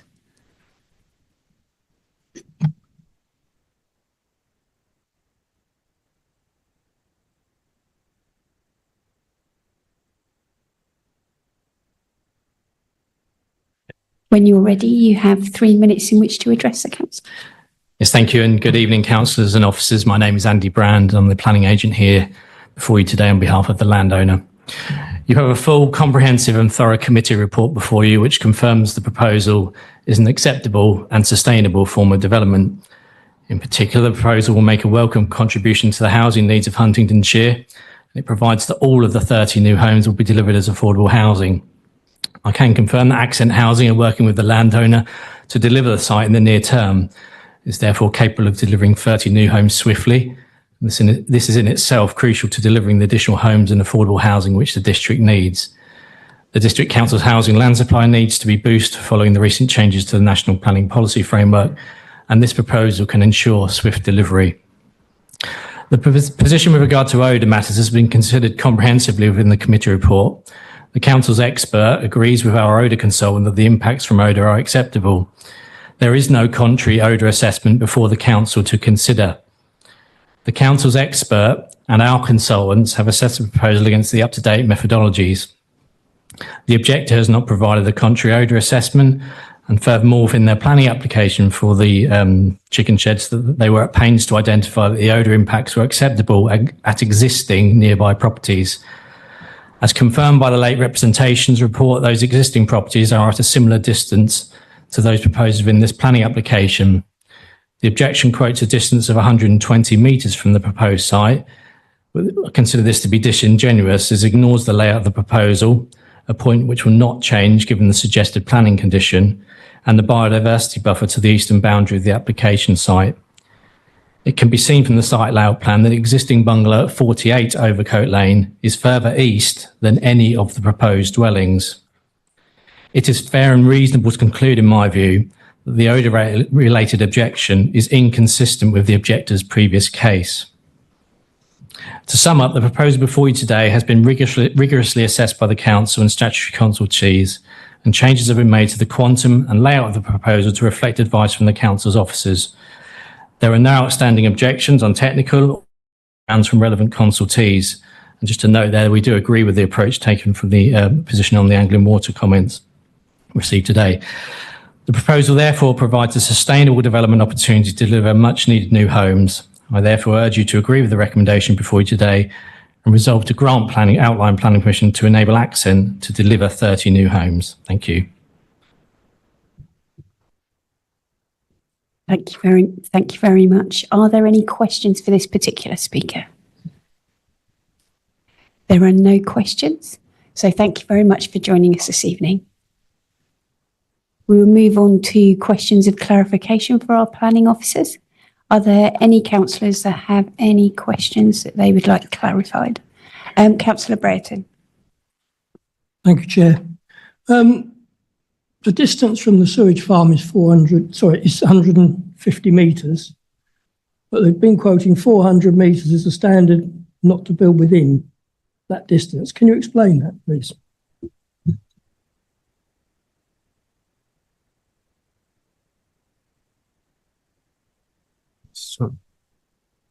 Thank you, Chair. Through you. So in terms of that, that's a reference to sites put forward for allocation local plan. There's an automatic 400 metres within any sewage works or odour when odour assessments needs to be provided. So it's just a kind of disregarding sites straight off in the call for sites process.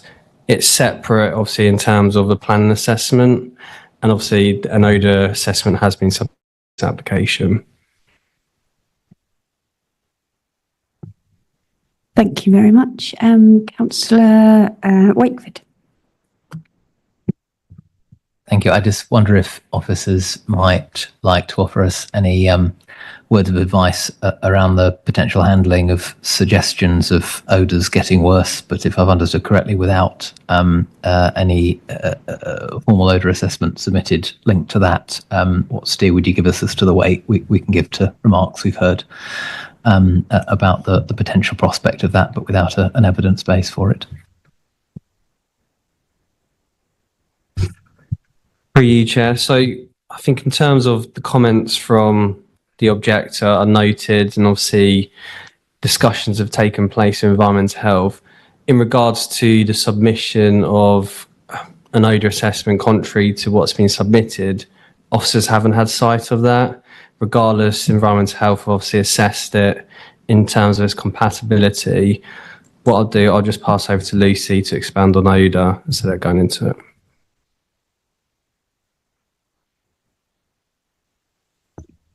Thank you. So we'll just pick up a couple of points in response to that.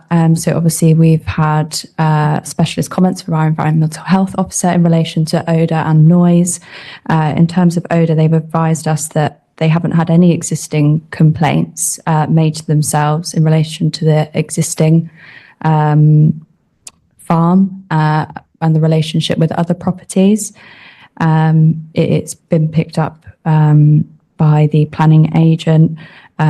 The existing bungalow on Overcoat Lane is further east than what's proposed under this application, and that indicative layout does include buffers to the east, and it's been picked up by the environmental health officer that will be quite important in mitigating potential odour. In terms of the redevelopment of the poultry farm, obviously that was dealt with by way of planning application back in 2013 that had conditions attached to it, and an odour assessment submitted with that. And I picked it up in kind of the late reps that our understanding and the environmental health officer's understanding is we would potentially see a betterment in terms of odour dispersal. So although the number of chickens at the unit is being increased quite substantially, the buildings are more fit for purpose than perhaps the buildings that were probably substandard before.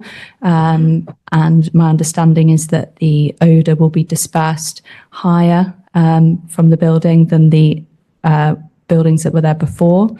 So that's kind of why we've come to the conclusion that there is a potential betterment, but also acknowledging that we're not saying that there will be no odour impacts, but we believe that with an updated odour assessment, just to take account of the redevelopment of the farm, that the layout, there can be mitigation measures included in that. Thank you. If I could, yeah, just to add to that. So in terms of the new buildings, obviously these are going to be more controlled environments with better dispersal. It's worth noting that obviously the new site is bound to an EA license.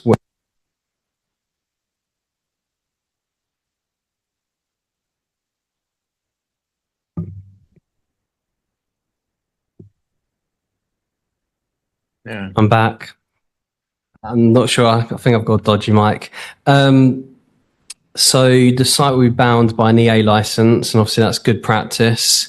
So in terms of if we're just looking to the future after discussions with environmental health, if there was a nuisance complaint, obviously notice would be served, but it would come down to whether they are abiding by the EA license. So in theory,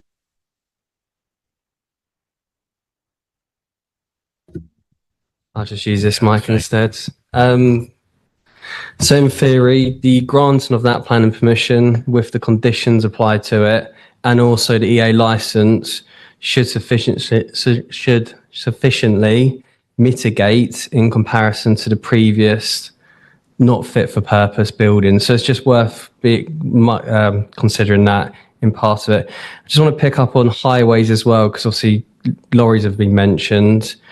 Highway Authority have also considered the capacity of the road to accommodate 30 dwellings. Access is one of the matters that's being discussed tonight and is not reserved. Highways have advised that is acceptable. So in relation to the increased movements from the chicken farm, it has been considered by the local highway authority. Thank you. Thank you. Councillor Pitt. Thank you, Chair. Just on the point that was in the report about buffers. So I understand you can have a buffer for sound, but I was surprised that it's possible for odours. As someone with two teenage children, this would be very exciting that a buffer for odours is possible. Could you just reassure me that what that means in practice? I just don't really understand what the technology would be. Thank you. So I'm not 100% sure on the science behind it, but just based on the environmental health comments, it was just a suggestion put forward that I think buffers, probably more so for noise, are a good mitigation technique. I think it helps in terms of odour potentially, but I think the main thing is the orientation of the dwellings, sensitive rooms. That's probably the key mitigation measure that we'd be looking for when a reserved matters layout comes forward. Thank you very much. Councillor Butler. Thank you, Chair. What's the difference, or is there any, between this site and a rural exception site? Are they? Is this the same? So my understanding is that a rural exception site is to meet a local need for affordable housing, and a certain percentage in accordance with our policy has to be for local residents. But this application is for 100% affordable housing to meet a national and a district-wide need. Yeah. Councillor Devlin. Thanks, Chair. So my question is around the Lake Reps and Anglian Water. The concern, could you just give further clarity and detail around what would be done to mitigate, especially when it's to do with the concerns which are financial implications of Anglian Water? Then what would happen to mitigate this if this development went through? Thanks.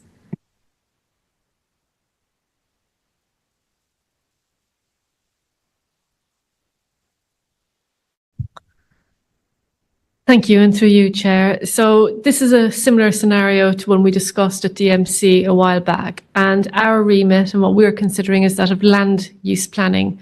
Ultimately, Anglian Water have a challenge due to their investment pipeline. That said, the granting of permission will enable them to consider their investment approach for future years. But importantly, as Lucy identified, there will be conditions earlier that will enable the developer to work directly with Anglian Water to find a solution for the long term.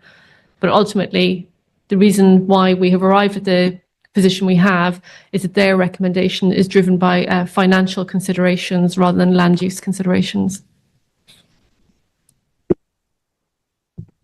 Thank you very much. Councillor Niche. Thank you. It's just going back to the snifter test has been put in there, and also, but going back to the complaints that you've had, or lack of complaints, over what has that been over the last year or a bit longer? The registered those complaints.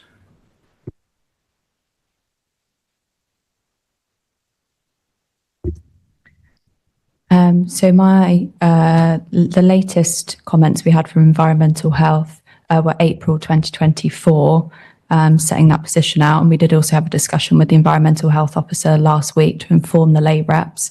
And again, she advised that to date she hadn't received any complaints.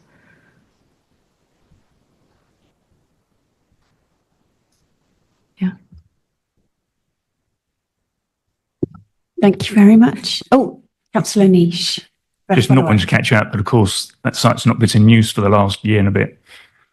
So you wouldn't have theoretically received anything in the last year. It's just for the members aware that, you know, there could have been, but it's not been in use, apart from probably complaints about construction, but that's another matter. I think there have been quite a few about construction of the current site that's being built. Thank you. Are there any other questions of clarification for our planning officers? Councillor Jordan. Sorry to go back on about the odours and everything, but I'll explain when we come to the discussion. So there will be, for clarification, another odour assessment, will there? Sorry. Yeah, so officers have recommended a condition for an updated odour assessment to inform the layout and what those mitigation measures will look like. So yeah, a condition so that comes forward at reserve matters stage.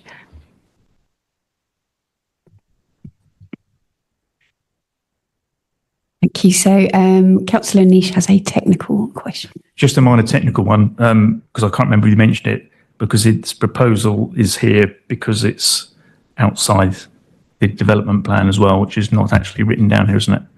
So it's actually not just because the parish council, it's also outside the current development plan. Is that correct?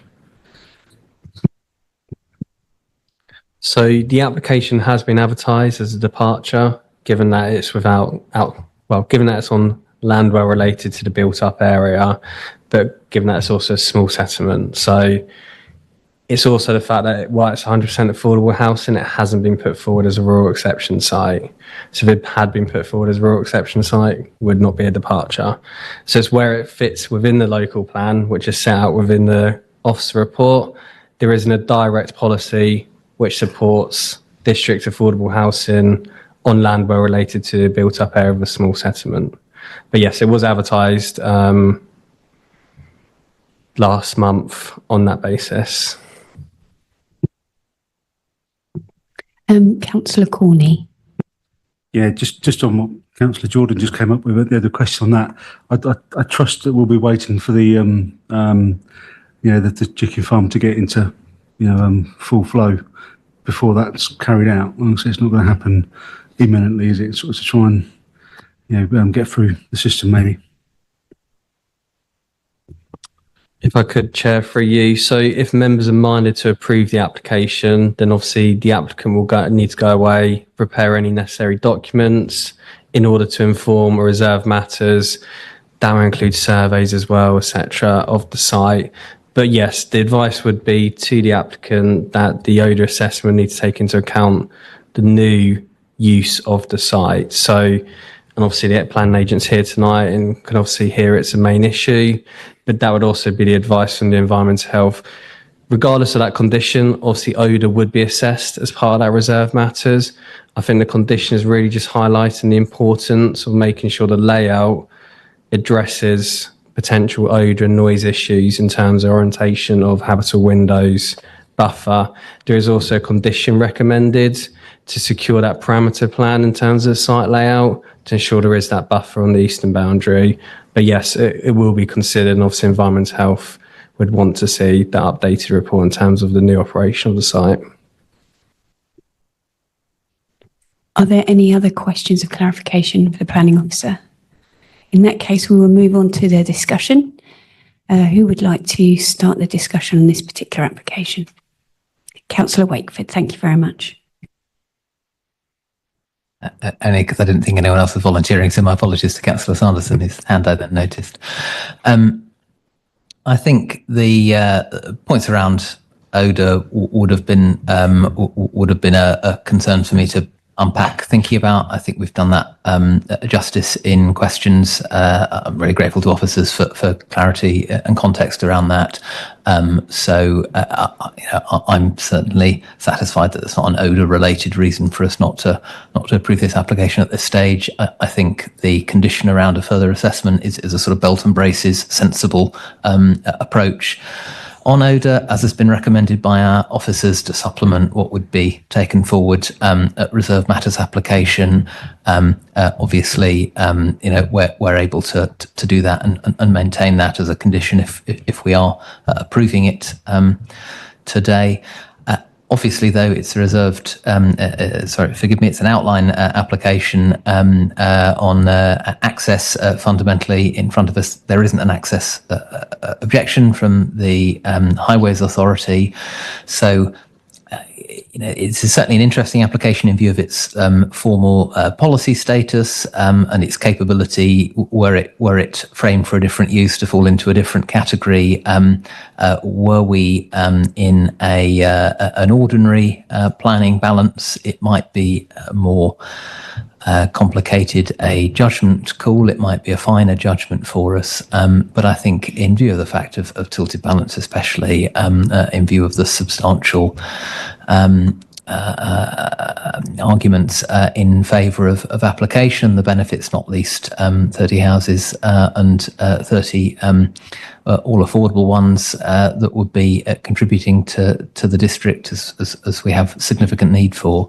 I think this is a pretty clear-cut application, conscious that's not always the case. It may not be the case for others on our agenda this evening, but it's sufficiently clear-cut. I would be prepared to put a proposal already, Chair, but I saw other hands, so I'll avoid that unless you need to come back to me later for it. Thank you very much, Councillor Wakeford. Councillor Sanderson.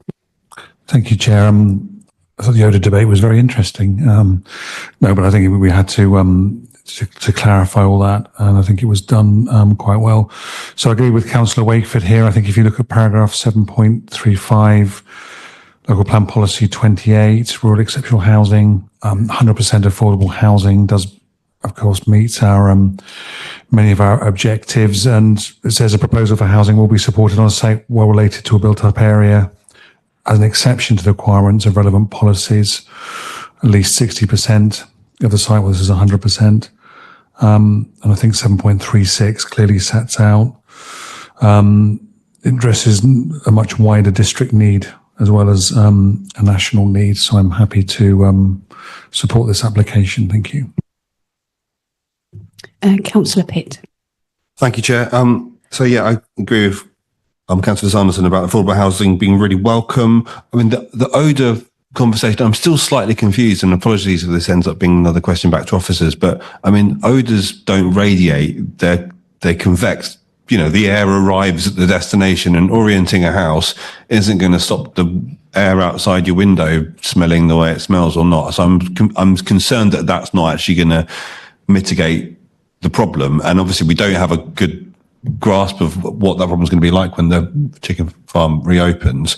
I guess maybe I'm wondering whether there could be a condition, rather than a condition, that there will be an odour assessment and the design of the reserve matters will be done in accordance to that. Actually, whether it could be a condition on the planning app, the outline going ahead at all. I think, if it ends up being a significant problem, I don't see how it can be mitigated through a design-led approach, and whether actually the whole application hinges on that further test or,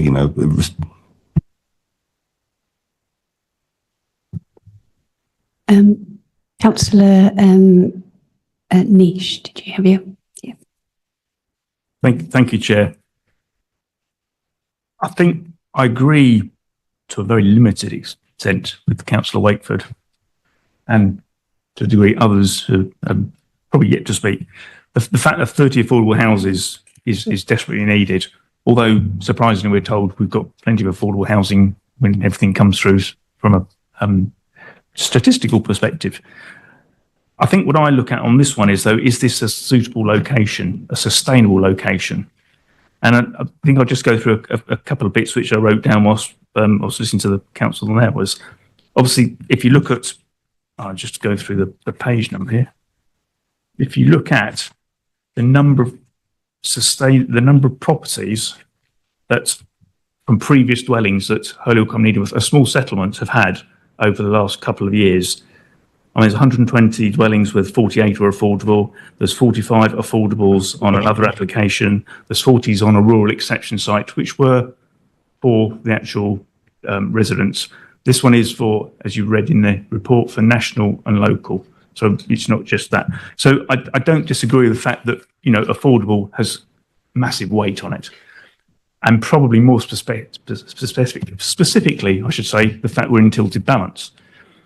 Now, a question I didn't ask, and perhaps I should have done, but I probably do know the answer to it, is that had we not been in tilted balance, would this have been recommended for refusal? Well, my answer was, reading through it, was it probably would. So therefore, we're having to look at the weight of how much weight we can put if we think it's, for or against. And one of the things we talked about a lot here is, what are the against? Well, we talked about grade 2, sustainability, food sustainability, loss of that, small area. Well, there's lots of small areas that suddenly go. So that is one we put on there. It's in the countryside. Now, there's always a debate, is it not? But if you go back to a previous inspector in Holywell Common Needham, he turned around and said, that's in the countryside, and it's very similar to what we put in here. So we've had an inspector's report that's also said, yeah, that's in the countryside. On the opposite side, they are bungalows. So you've got to bear in mind that the ones and there's a road in between, a road in between the next set. So it's related to, but not in my view, and I think in our officer's view, because if you look through the paragraph, it says it's related to, and then other areas it says not well related. So it's not particularly well related, it is related to, I agree to that one. Then we come to an issue of the actual smell. Let's try and talk about that. Now, I've learned an awful lot about chicken farms. I now think I could be a chicken farmer, but no, thank you very much. Because, as we've heard, 350,000, just under, of these chickens are going to this new chicken one. Now, quite correctly, the new environment that they're going to be in is a much safer environment and less odour should be emitted from it. But that's not when the main odour comes out of a chicken farm. Every 8 weeks, for 4 days, they have to actually call it mucking out if you're a horse, I suppose. So that's when the amount of odour that comes across. And believe me, I live a mile away, and it's been quite nice for the last year. But we're talking about new residents going there, and new residents. We're asking for those people in affordable houses to be in a location which they're going to. And I can understand where the chicken farm themselves that they've come up and said we're concerned here because we've set up a business here, we've got planning permission. And now we're going to get a load of new residents who are then going to go, what's that noise? What's that smell? More complaints. And yes, it will be controlled by the EA. And they're going to say, yeah, it's not a problem. Fingers crossed, hopefully. But of course, it still impacts on the actual works themselves, because somebody's still got to look at that one. So my way of looking at it is, look, when you look at all these things, with a sewage farm close by that can't cope with it, we've got a lot of lack of sustainability within Holywell Common Needham purely because of the number of affordable housing that's put in there. We need affordable housing. I don't disagree with that, but we've got to put it in the right places. And if we've already put that many in Holywell Common Needham with a small settlement, and now we're going to lump another 30 on there, I think it's a problem. So if it hadn't been for tilted balance, wouldn't be in this position. We are in tilted balance, but I say the weight of all those issues that we haven't got answers to is actually balances it back the other way, in my view. So I'll be opposing it. Thank you very much, Councillor Niche. I would just like to bring in our planning officer just to clarify the points that Councillor Pitt raised. Yes, just in relation to the condition of an odour assessment. So the odour is an in-principle issue that we need to consider at this stage. Based on the current odour assessment, we're satisfied that the relationship between the uses is acceptable. The updated odour assessment is recommended to take account of the redevelopment of the poultry farm. But based on advice from environmental health, the expectation is that the findings wouldn't be drastically different because of the design of those new buildings compared to perhaps what was there previously. Yeah, I'm just checking. So just to add to that, like Lucy said, it's a principal issue. So if the outline is approved tonight, so members are minded to approve the application, then by virtue of doing that, the location of residential development on that site is acceptable. So in terms of what's left, in terms of the reserved matters, would just be to the layout. You can then go back over in principle issues such as, is this site suitable for residential development? So the condition's only really there in terms of an updated odour assessment to inform the layout. It's not to go back over the in principle issue of, is development acceptable on this site? Thank you very much. Councillor McAdam. Yeah, thank you. I just want to get back to this odour business again. My concern is that once you live there, you're there all the time. Odour isn't just a smell. It actually comes about as a result of a chemical in the atmosphere which you're breathing in. And you've got, although we're talking about, you know, the angle of the housing, there's also when you're out in your garden, you know, doing gardening, you're not going to be protected from it then. I do think this is a pretty substantial issue in my mind, although, you know, others might disagree, but I wouldn't want to live there. But, you know, that's not a planning reason. But I do think that the odour issue, in my mind, is quite substantial. Thank you. I'm just going to bring in our Chief Planning Officer. Members, just a reminder that we have discussed odour at significant length tonight. The question before you in arriving at a decision tonight is if you arrive at a defensible position. If you're minded to approve, there are conditions attached in the report pack which for you to consider and debate. If you're minded to refuse, you will have to give defensible reasons for refusal that you feel would withstand an appeal. And with that in mind, you'd have to consider the advice given to you by the Council's environmental health team already on the point about odour. Thank you. Thank you very much for that clarification. Councillor Goulson, have you got a... I will just say, having lived in a village where we've got a mushroom factory, yes, odour is a problem when the wind's in certain directions. Now, I will say that, yeah, the wind does play a fair part in where the odour goes. So it's not necessarily all in one place. It won't always be going onto the development, but when it does, it could be quite harsh for those people living there. So hopefully a strong condition to be met as to how we can actually give people homes to be lived in, satisfied homes to be lived in, and not have to put up with antisocial odours. I think so long as we've got something strong in there to say that this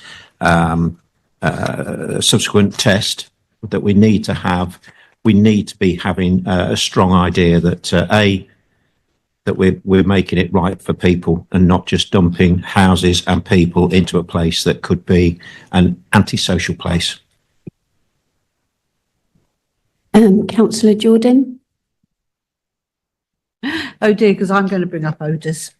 As somebody that has represented 2 wards, one where there was a chicken farm, and it was probably my greatest number of complaints was about the odour, the smell it had on the impact of residents. They couldn't have their windows open in the summer.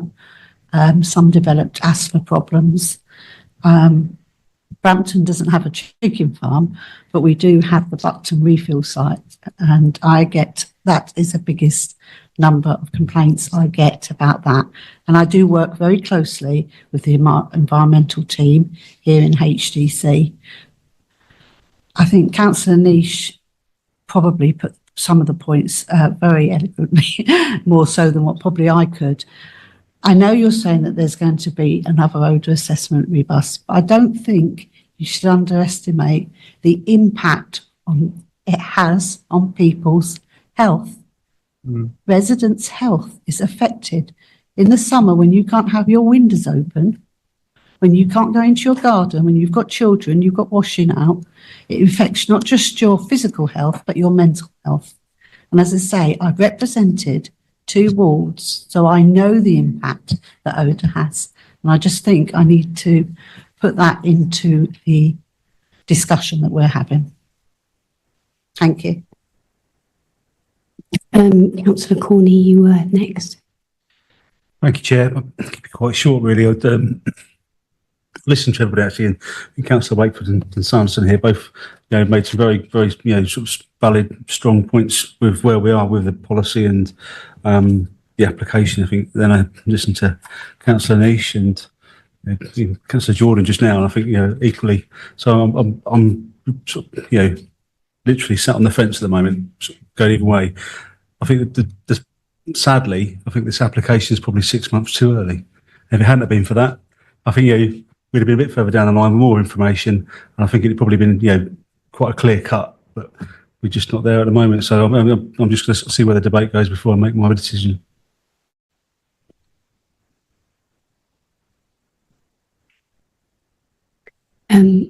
I'll just go to Councillor. Oh, you've both spoken already, but Councillor Niche, if we keep it short, is that all right? I've left my mic on as well. So that you can put your hand down now. So I've got my mic. So I'm going to put proposal of refusal. My proposal on refusal is down to LP2, LP9, LP10, lack of odour assessment for the new issues, and the lack of sustainability for Holywcombe Needleworth to deal with yet more, another 30 affordable houses. So it's the sustainability in that one.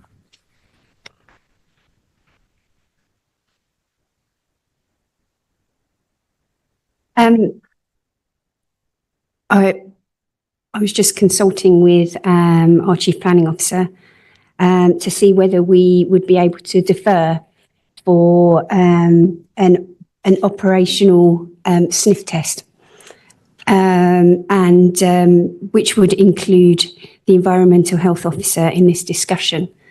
So if I can just bring the Chief Officer into. Thank you, Chair, and through you. Members, obviously the theme of odour has been of concern for you this evening. We equally realise that our Environmental Health Officer isn't here this evening. If it would give you comfort that before a decision is made to have the opportunity to pose some of your questions to an Environmental Health Officer, I would suggest that this that a recommendation is made to defer, that so that we can look into the matter of odour further for you. Councillor Sanderson, you had your hand up, and then Chair, I think that's a good way forward. I'm happy to accept that. If you need a proposal, I'm happy to propose.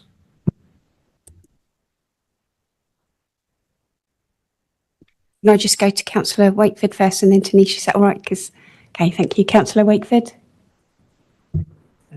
Thank you. So I wasn't going to second deferring it. I was keen to just dig a little further on the proposal that we'd already had to seek to understand slightly more fully in view of the expectation that the poultry farm would still be complying within Environment Agency permit requirements anyway, which would be the basis of any complaint by residents, to try to understand how the rationale suggested for refusal could possibly overcome the not just ordinary balance, but the tilted balance. Sort of where is the significant harm in that outweighing all of the benefits in view of that tilt?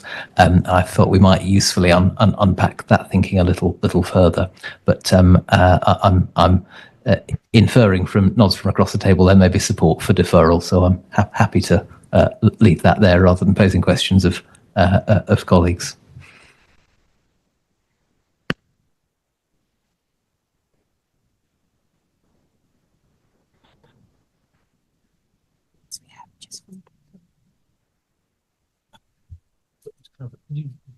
Second vote.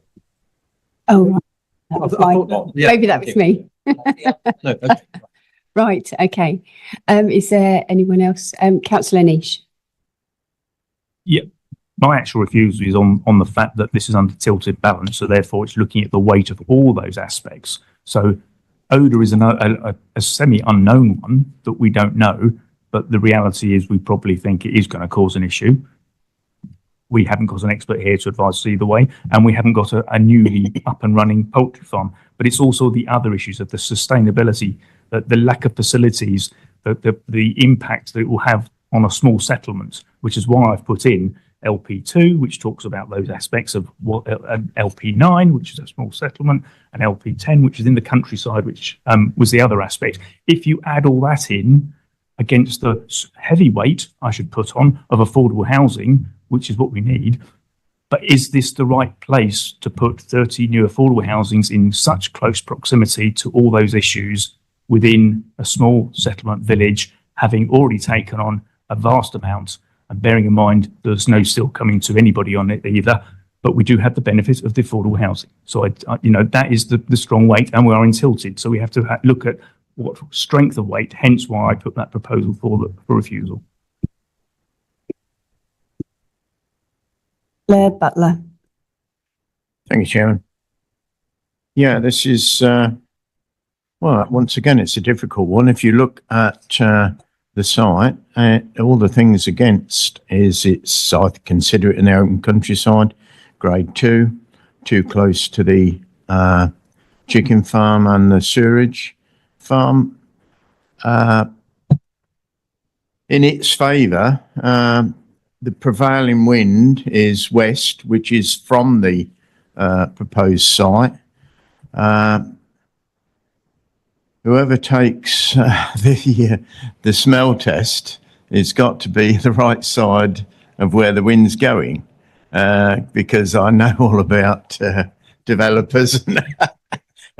Oh, the wind's coming over my shoulder. We'll take it here. So the elephant in the room is obviously the tilted balance, and if we go that way and dismiss it, will it stand up at appeal? I don't think so.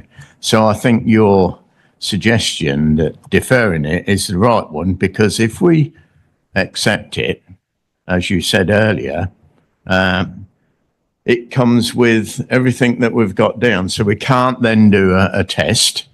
So we lose that control. So I'll second, if it hasn't been seconded, I'll second the deferral to get a bit more information. I don't think we want to hold this up long. If we could get this back next month or whatever, the better, because so I'll second the deferral.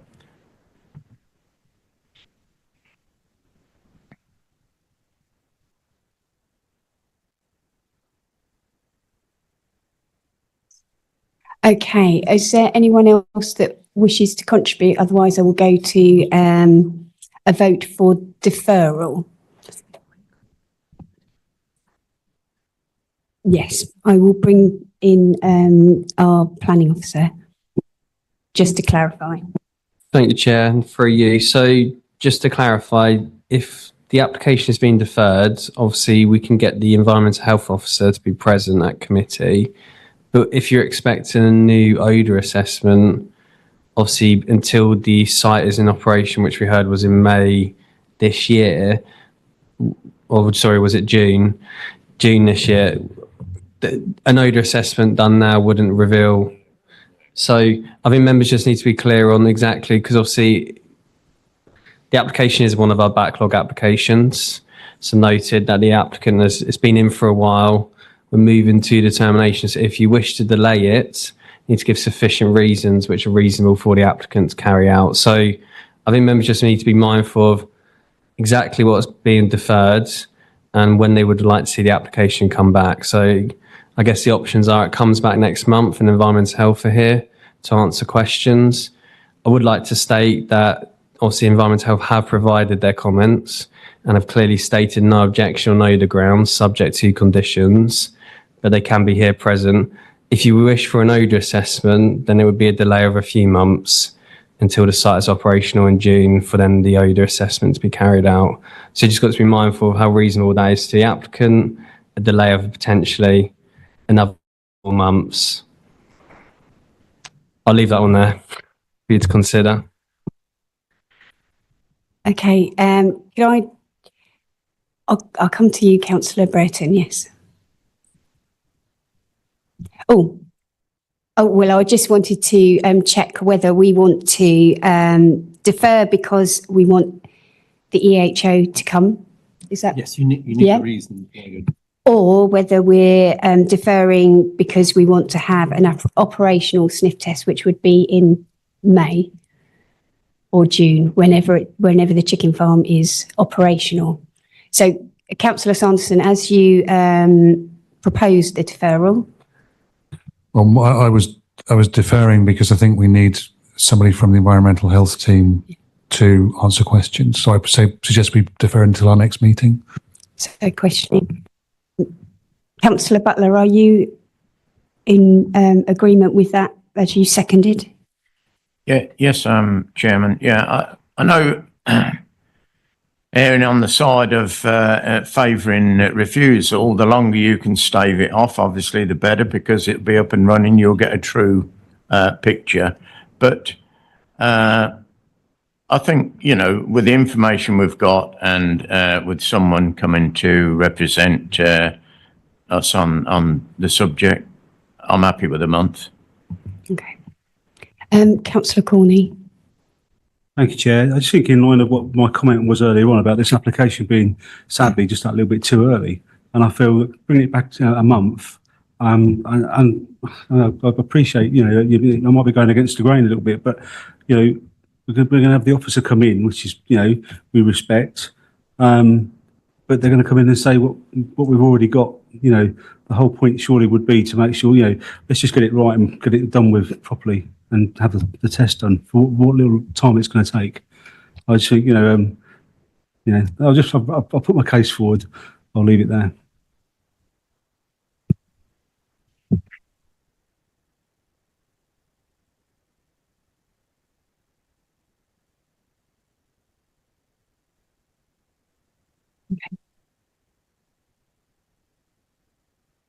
Members, just as an additional point to bear in mind, that at any time the applicant does have a right to lodge an appeal against non-determination of an application. The application must be considered on its own merits and what's before you. We've discussed odour at length. We have support from the Environmental Health Officer. And of course, we are in tilted balance. Now, my role is to advise you on the likely success of an appeal. Now, the officer has carefully considered the application in front of you. You have a comprehensive report with a recommendation in front of you. We're happy to consider a deferral if you feel it would give you more comfort having an environmental health officer here if you'd like to understand their comments in more detail. But I do urge caution in trying to add months to the consideration of this. Again, we could have quite a costly appeal in the meantime. So please consider the application in front of you with the recommended conditions and arrive at your conclusion with an evidence-led approach to the reasons for your decision. Thank you. Okay, so in that case, we will go for a vote on the deferral for having environmental health in discussion for next month. All those that are in favour of deferral, please raise your hand. Sorry. So we're just going to the vote, Councillor Tevlin, on this. Can I just check if it's if the vote goes against refusal, then do we get to vote again on the actual proposal? No, we're voting on deferral. Deferral. So then it would come back to the room if, yeah. Okay, so if we can go back to voting on the deferral, so that we have the environmental health officer here next month to just discuss the odour issue. So all those in favour of deferral, please raise your hand. 1, 2, 3. Sorry. So let me start again. 1, 2, 3, 4, 5, 6, 7, 8. And those against? 1, 2, 3, 4, 5, 6. So therefore, that has been deferred until next month.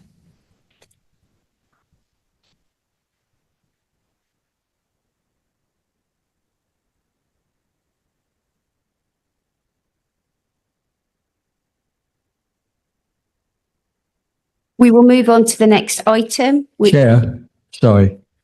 Could I ask for a short comfort break, please? Okay, Thank you. if we could just make that as quick as possible. Thank you. Thank you.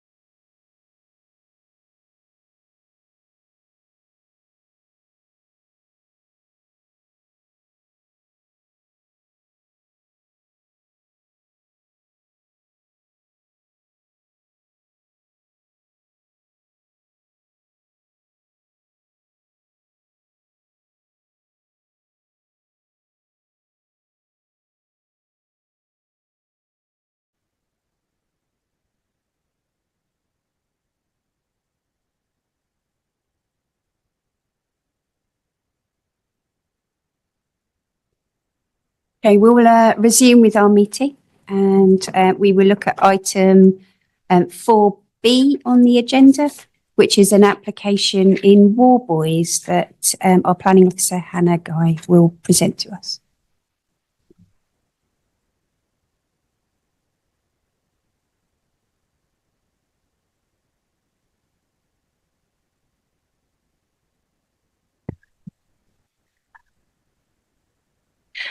Good evening, members. This is a full application for the consideration of two new self-build dwellings on land adjacent to 64A Bottles Road, Warboys. It's before you this evening as there's a difference of opinion between the Parish Council who raised objection and our officer recommendation of approval. It's covered in the report that the Parish Council and 3 neighbouring properties have raised concerns, and amongst other things they regard to the impact on the conservation area, overdevelopment of the site, impact on neighbouring properties and loss of trees. Since the report has been published, we've received 2 further letters from 2 of the original neighbouring objectors raising concerns.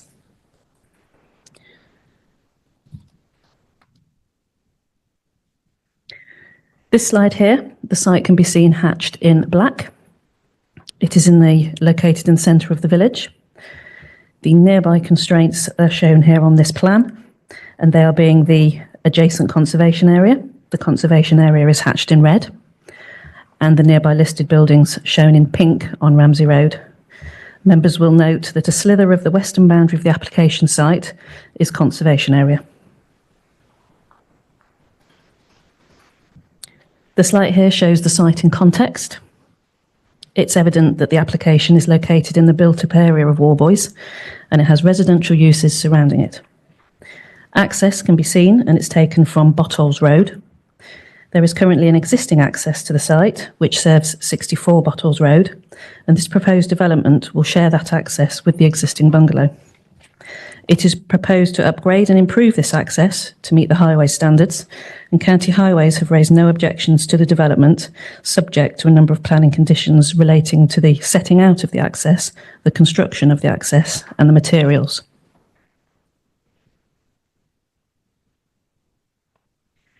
Shown here is the existing site. The plan of it's currently a domestic garden, and it's acknowledged that the site is well established and has an abundance of shrubs, trees and garden paraphernalia. Located on the site are also 2 sheds, and these are in a dilapidated and overgrown state. They're not in use and they are proposed to be removed. This slide shows the proposed layout of the dwellings of the site. Plot 1, this is a proposed single-storey bungalow, and plot 2 is proposed to be a 2-storey dwelling house. Both plots provide 2 parking spaces and a single garage each. Both plots will have private domestic gardens, and they are of sufficient size and area and privacy. Bin collection points are to be provided at the site access for both plots. As stated before, the access is to be taken off Bottles Road, and it is proposed to be 5.5 metres wide at the entrance. It will serve both the new plots and the existing bungalow. The drive will then reduce to 3.6 metres and become a private drive. Pedestrian visibility displays will be shown at 2 by 2 metres and are available on both sides. The dropped curb will be extended to accommodate these improvements. The driveway will be hard-cored, and all of those specific hard landscaping details of the site would be conditioned. Moving to the dwellings themselves, this shows the floor plans and elevations of plot 1. This is the single-storey bungalow. The bungalow is proposed to be 3 beds with kitchen, utility and large open plan living dining room. It measures approximately 100 square metres in floor space, and at its highest point at the ridgeline, it's to be 4.65 metres in height. Separation distances to the property surrounding are considered to be acceptable, and distances from windows and habitable rooms will be above the 21 metres measured house to house. Any elevations of facing the existing bungalow at 64A have no windows. This is a single-storey dwelling, and it's considered that any detrimental impacts with regard to loss of residential amenity to surrounding properties will be very limited. This This slide shows the plans and elevations to plot 2, the 2-storey dwelling house. This house is proposed to be a 4-bed dwelling with kitchen, study and again a large dining living area, and is approximately 129 square metres. At its highest point, the dwelling proposed is to be 7.45 metres. Again, separation distances to surrounding properties are considered to be acceptable, and distances from habitable windows and rooms will again be above the 21 metres measured house to house. In particular, it's noted that the rear elevation of the dwelling facing west, containing the bedrooms, and it's considered that any detrimental impact with a loss of residential amenity to any surrounding properties will be limited by way of the oblique angle to the neighbouring property with no direct overlooking into private domestic space. Both dwellings and garages are proposed to be constructed in brick and tile, and there will also be new boundary treatments. The exact details of those finishes would be conditioned.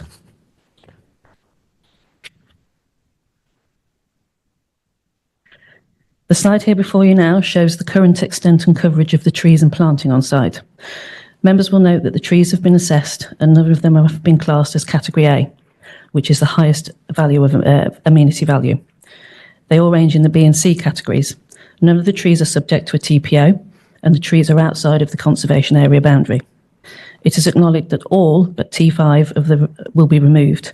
T5 is a sycamore on the eastern boundary, and it is also noted that 2 in Group 13 will be retained as well, and they are on the southwestern boundary.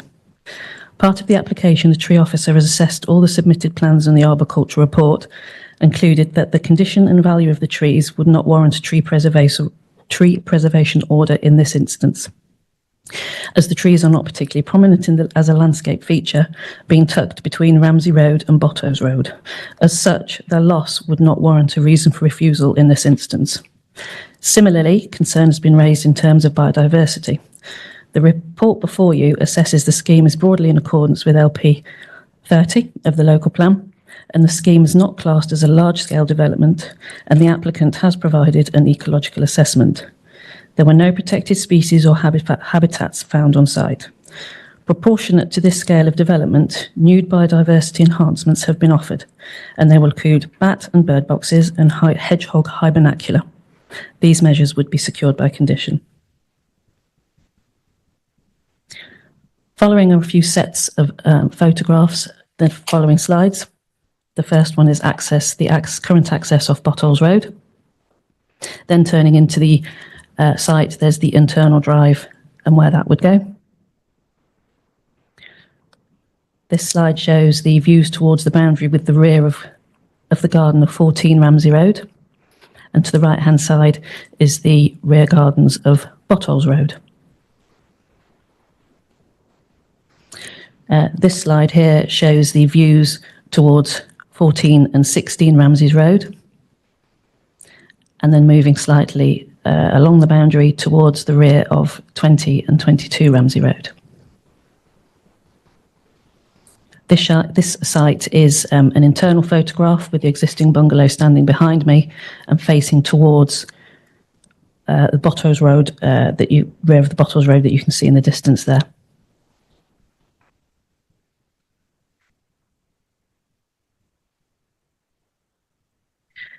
Again, as we've heard extensively today, the application has been discussed in detail in the written report, and the planning balance exercise has been thoroughly assessed and carried out. The development is considered acceptable. It's in a sustainable key service centre location and will provide 2 new houses towards the supply of housing. There will be a number of additional benefits provided in terms of contribution to the local economy during and post-construction. And the scheme proposes a number of biodiversity enhancements, additional new landscaping and planting. The assessed potential harm has been weighed against the benefits and considered limited. The proposed new development impacts on the setting of the conservation area, and the conservation area and listed buildings in the locality is considered to be negligible. The loss of the unprotected domestic trees is regrettable, but they have been assessed, and it is concluded that they are undeserving of designation and protection or retention. Therefore, it is considered that none of the perceived harms significantly or demonstrably outweigh the benefits of the planning recommendation as set out in accordance with para 11D of the NPPF 2024. As stating in the beginning of the presentation, 2 letters have been received since the publication of the report. The letters continue to raise concern for the conservation area and its setting, and the assessment of the development impact on both the conservation area and trees, the impact of the sites in terms of biodiversity, and the lack of a biodiversity metric. Further concern has been expressed that the development continues to impact on the listed building at number 14 Ramsey Road due to proximity, inconsistency in decision-making and plans. As covered in the officer's report, and taking national and local planning policies into account, and having paid special attention to the desirability of preserving and enhancing the character and appearance of the conservation area, having regard for all submitted written representations and all other relevant planning material considerations, it is still recommended that planning permission be granted, subject to the imposition of appropriate conditions. And the final slide. Recommendation for approval, subject to the agreement of a UU for wheelied bins. The following conditions to include are listed below. Thank you. Thank you very much for that report. We'll move on to the speakers for this particular application. Our first speaker is Councillor Jeff Willis from Warboys Parish Council.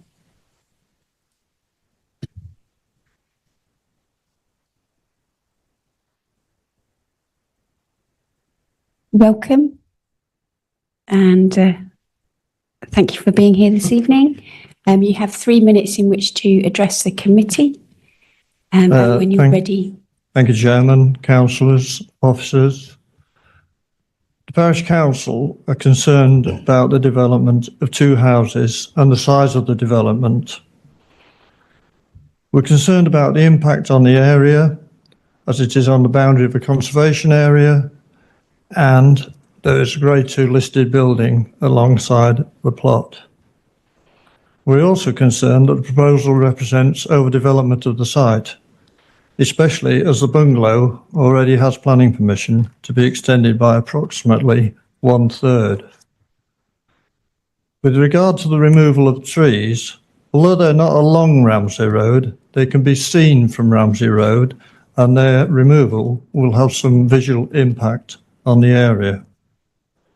In fact, Huntingdon District Council's Landscape and Biodiversity Officer notes that there will be a loss of trees and wildlife habitat and does not support the application. Likewise, the Ecology Officer raises objections as the development fails to comply with LP 30. We would therefore ask that the Council considers these matters in relation to this application. Thank you very much. Are there any questions for this particular speaker? There are no questions, so we'll move on to our next speaker. Thank you very much for coming this evening.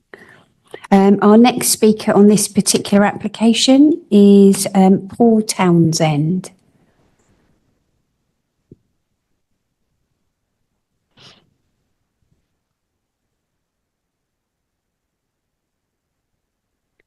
Thank you for coming this evening, and you have 3 minutes in which to address the committee. When you're ready, press the middle button and the top of the microphone will go red. And when you're ready, you can start. Okay. All right. My name is Paul Townsend and I live at 14 Ramsey Road. 14 Ramsey Road is the listed building that I've lived in for 30 years with my family. And I've been asked by my neighbours who live at number 20 and 22 to speak on their behalf this evening. First of all, the loss of trees and harm to the character of the area. The report identifies 12 trees, many in Grade A condition and several to be removed are Grade B. The removal of these trees is contrary to the Huntingdonshire Design Guide and Tree Strategy. The officer report acknowledges the proposals would not fully comply with local planning policy LP 31. Bizarrely, the report concludes the proposal would ensure minimal impact on the interest of the site, yet all but 1 tree is going to be removed, so it doesn't make any sense. Whilst we're talking about trees, they are actually on the boundary of my listed building and its curtilage. which those photographs do not show. In fact, one of them leans against my fence. Biodiversity and wildlife. The council's biodiversity officer has objected to the application, commenting on the significant loss of trees and associated wildlife habitat. The proposal does not demonstrate that all potential impacts on biodiversity have been fully investigated with absence of various studies or records. The officer concludes it is strongly recommended that a statutory biodiversity metric is used to measure the baseline habitat of the site. However, it is evident the additional assessment request has not been undertaken, and the council does not therefore have sufficient information to reach an informed assessment or opinion on the biodiversity impact of a proposed development. Loss of privacy and amenity harm. The proposal will introduce new houses with windows looking towards the conservation area and our private amenity spaces. Separation distance, I challenge. And I'd like somebody to actually measure how far they are from my house. The officer's report gives dimensions, but we do again question it when the plans were submitted. Conservation area harm. The tree canopy on the site makes an important contribution to the conservation area, as stated by the tree officer. The report dismisses that the site is within the conservation area. This is incorrect, as part of the site does lie within the conservation area. The conservation area impact assessment is therefore flawed. In conclusion, we consider the proposed loss of trees will be contrary to local plan policy. Considering the landscape and biodiversity officer comments, it is evident the council does not have sufficient information to reach an informed assessment or opinion on the biodiversity impact. The proposal would harm neighbouring properties' amenities. The loss of trees and their replacement with two new buildings would cause harm to the conservation area, and the proposal fails to meet the duty to preserve or enhance. The proposal would result in harm to the setting of an adjacent. Could I just, are you almost at the end? Yes, I am. Brilliant. Okay, Yeah. Thank you. Just finish that. Right, 1 minute, I Thank you. think. The proposal would result in harm to the setting of an adjacent listed property, contrary to the local plan policy LP 34. The level of harm is not offset by the council's inability to demonstrate a 5-year land supply, and we urge the committee to refuse this application. Thank you. Thank you. Are there any questions for this particular speaker? Councillor Sanderson. Thank you, Chair. You, referring to the trees, and I think you said somewhere on your property, but I'm looking at 7.32 of our report, and it says they're in a domestic garden setting within the application site. Nobody. Can I finish? Sorry. Are you saying then that the trees are on your property? They are they're to be removed? They are against my boundary. Against your boundary, but they're not on your property. Not are on they? my property, but against my boundary. Thank you. And they're the only trees that are to be Which removed. you can't see right. properly. There's no photographs from my perspective, from my garden. Okay, thank you. Are there any other questions of clarification for this particular speaker? There are no other questions, so thank you very much for addressing the committee this evening. Do we have any questions of clarification for our planning officer? Councillor Brayton. Thank you, Chair. Just one question. On the two-storey house, there's roof lights, but all 4 bedrooms are on the first floor. Is there any reason for having the roof lights? Do you know? Thank you.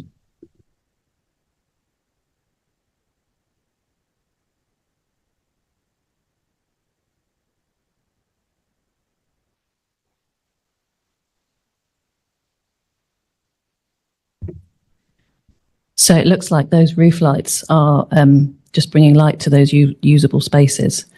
They face what I would call the front of the house. They face towards the front garden and the parking spaces, and they would serve the bathrooms, shower room, and the stairs. Thank you. Councillor Niche. Thank you, Chair. I'll try and be brief.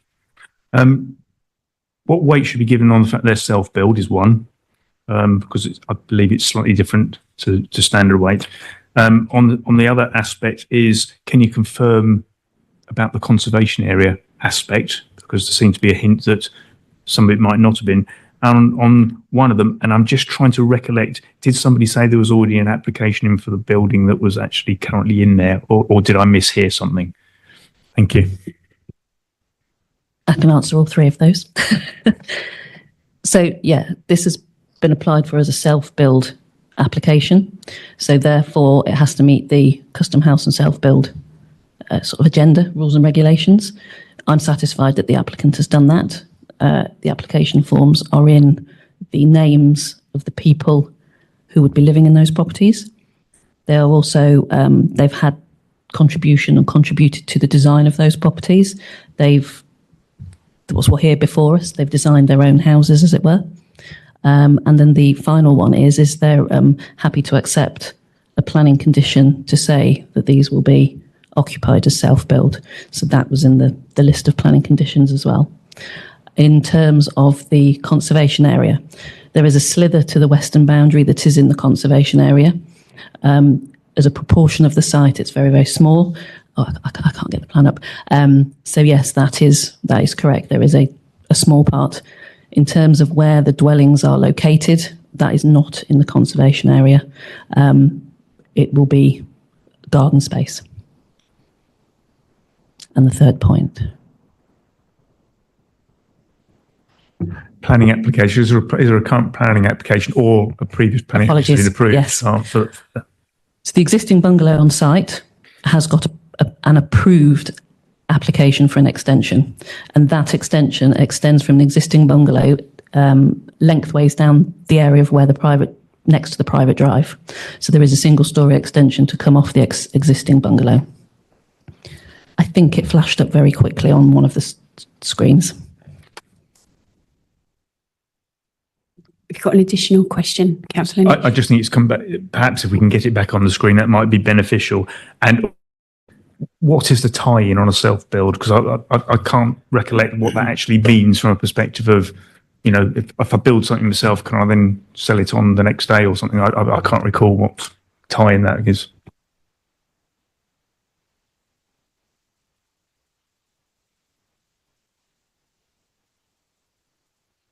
We're just looking for the extension of the property.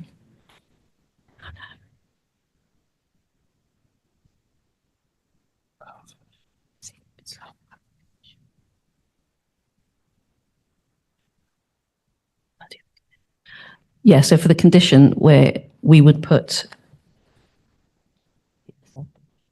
we've classed it as self-build restriction, but in that it would be we'd limit them to they have to live in it for 2 years. So that would, and also with the terms of the self-build, that would be restricted as well for the SIL regulations. They'd have to apply for that. And there's the two ways of ensuring that it's self-build.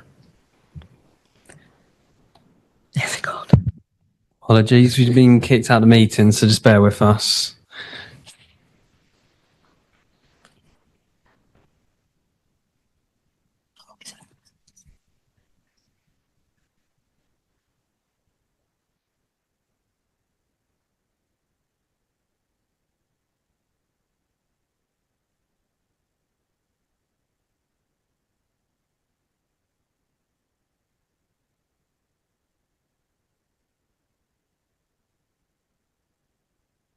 Members, if you wanted to look at while we're doing this on a page 110 in your pack, there is a plan there, and you can see the existing bungalow and the grey hatched area moving along the private drive shows where that extension is.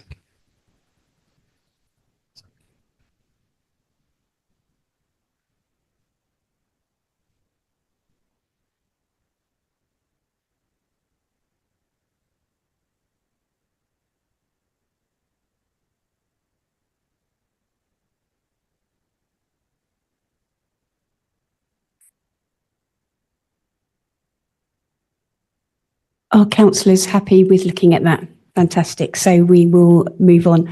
Are there any other questions of clarification for our planning officers? There are no other questions, so we will move on to the discussion.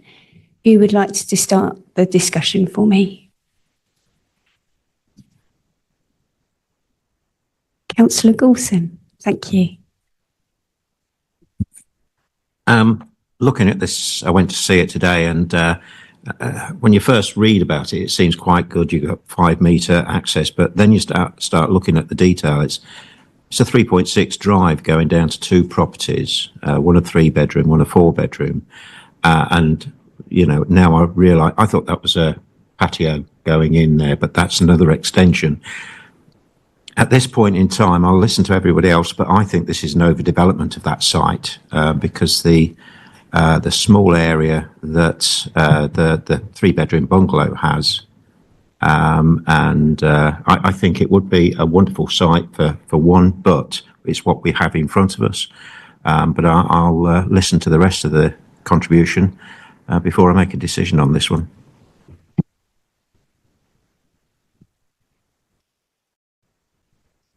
Are there any other councillors that wish to contribute to the discussion? Councillor Butler, thank you. I'm of a similar thought, thank you, Chairman, that it's overdevelopment. They're just 2 houses shoehorned into, I know it's quite a large area, but the pinch points are when you come off of the main road and go beside the bungalow with 2 residents and probably 4 cars there. There's probably a difficulty. You know, I know we've got to judge it on what it is, but one place would have been ample there. You would have saved a lot of trees and it would have fitted in, and it would have fitted in with my thoughts anyway. But I'm not too sure that I can accept this at the moment, Chairman, anyway, unless you convince me otherwise. Thank you. Councillor Wakeford. Thank you. Not for me to seek to convince colleagues, I don't think, but I'd certainly find it helpful to understand what the nature of the harm arising from overdevelopment would be, such as to overcome the tilted balance that we're obviously dealing with here. If a colleague who perceives that would unpack it for me, because I can see that it would be an even easier decision were there one house on the site, but as we've been rightly reminded, we consider the applications before us, and we apply the policies as best we can in view of the tilted situation as well. And I'm struggling to see us defending this one at appeal if we were to refuse it, put it like that. But I'm certainly keen to hear the rationale from colleagues who are minded to feel otherwise. Thank you very much, Councillor Wakeford. Councillor Pitt? Yeah, I think I'm in agreement with Councillor Wakeford. For me, overdevelopment wasn't the thing that sprung to mind looking at the plans. I'm quite comfortable with the size of the plot and the layout. So if you take a proposal, I'm happy to propose that we accept this application, support this application. Thank you very much. I'll accept that as a proposal. Councillor Sanderson. I've had a proposal from Councillor Pitt. I will second. As Councillor Wakeford said, I'd struggle to see how we could argue against this at appeal. I visited the site. It is quite substantial, I think, and I'm content with the recommendation. Councillor Niche, did you want to come in before we take a vote? Oh, sorry. It was only briefly. It was just when I originally looked at it, and I was fortunate when I turned up, I was able to go around the back and have a look with permission. One aspect I think is the trees are almost like a red herring, because if I owned it, I know full well I could just go and chop the trees down as much as I wouldn't want to.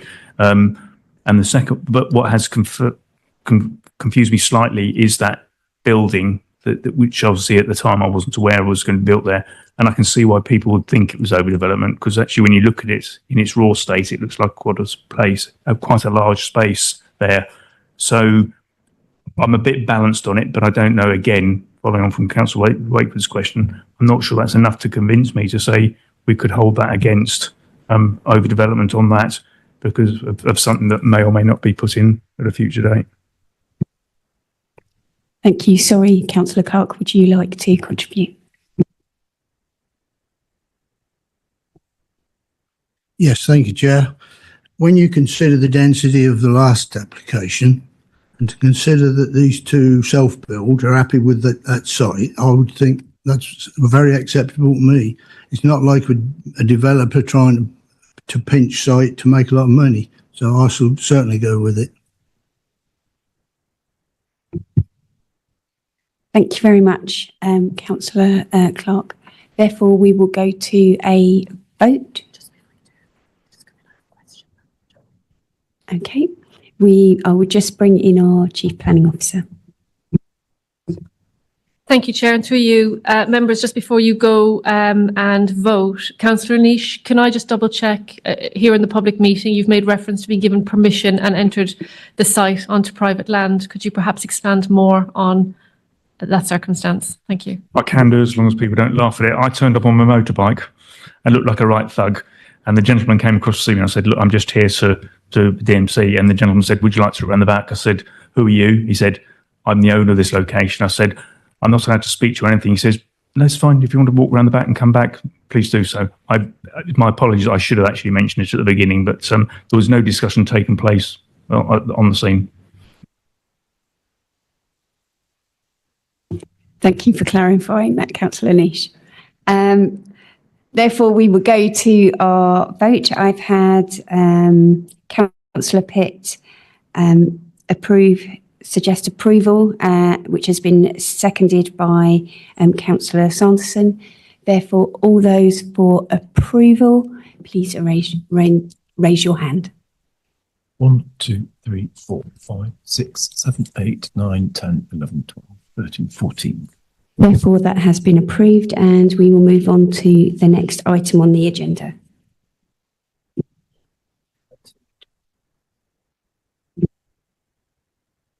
Okay, we're just going to have a quick break, just 2 minutes, please.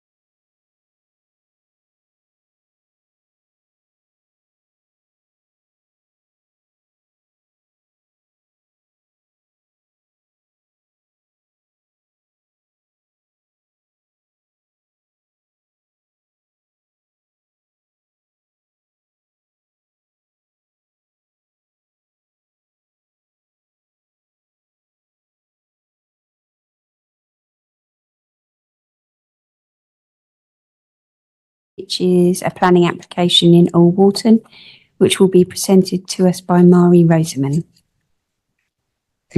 Good evening.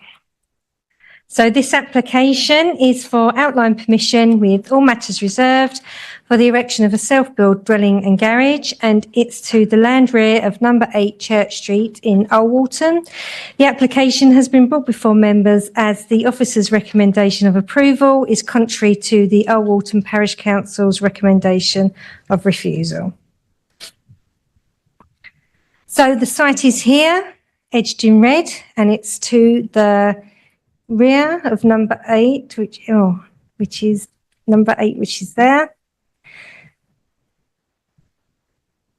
The application site has edging on the eastern, I just can't do that, on the eastern, northern and southern boundaries. To the right boundary at the rear is a band of mature trees. St Andrew's Church is to the left on the opposite side of Church Street. To the north is the cemetery associated with St Andrew's Church. To the rear is a parcel of land associated with St Andrew's Church, and to the south are residential gardens of number 6 Church Street and Allerton Garth. So the site here again edged in red is within the Old Walton Conservation Area, and that's hatched in purple. There are listed buildings around the site. So number 8 is to the front and number 10 to 14 to the north, which are also listed buildings, and immediately to the south, number 6 Church Street. Opposite the site is St Andrew's Church, which is grade 1 listed. The site is also in flood zone 1.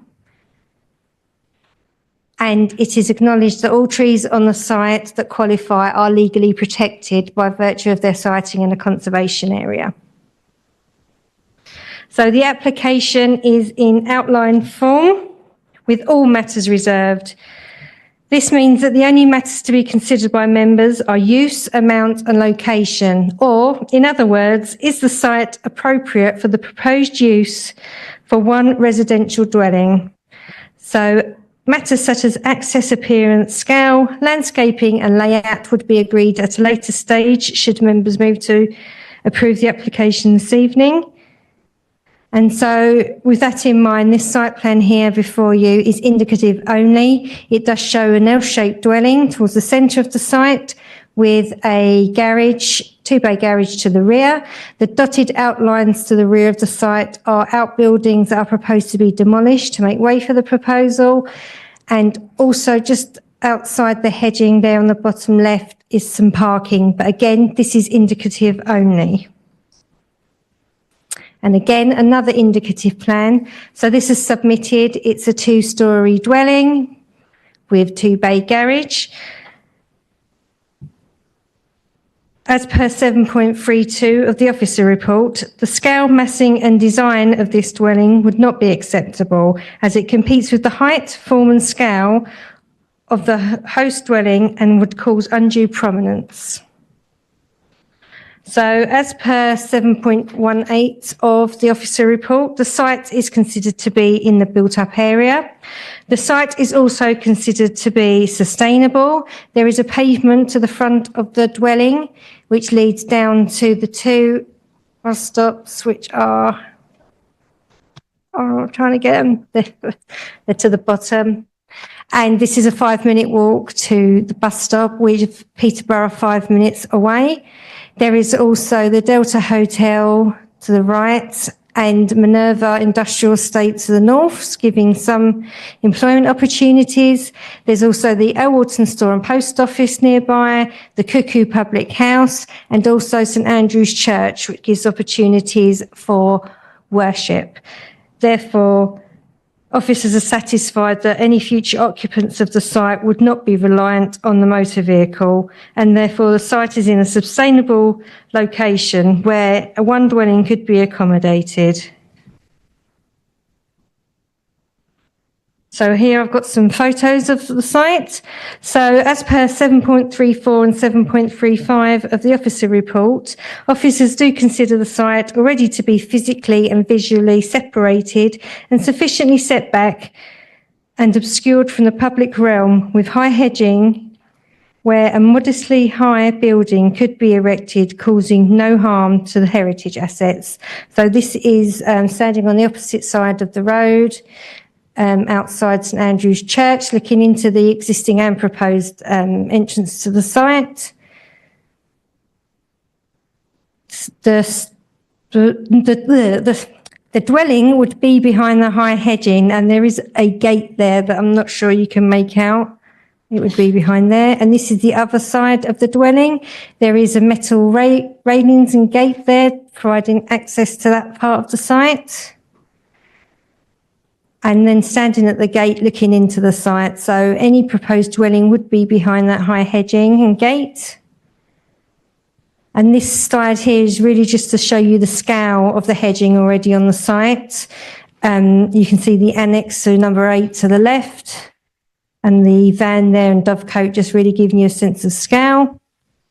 And then now I'm outside the annex to the rear of number 8, looking at the proposed indicative parking. And then looking into the site there, you can see the band of trees to the rear of the site and a glimpse of one of the outbuildings that is proposed to be demolished.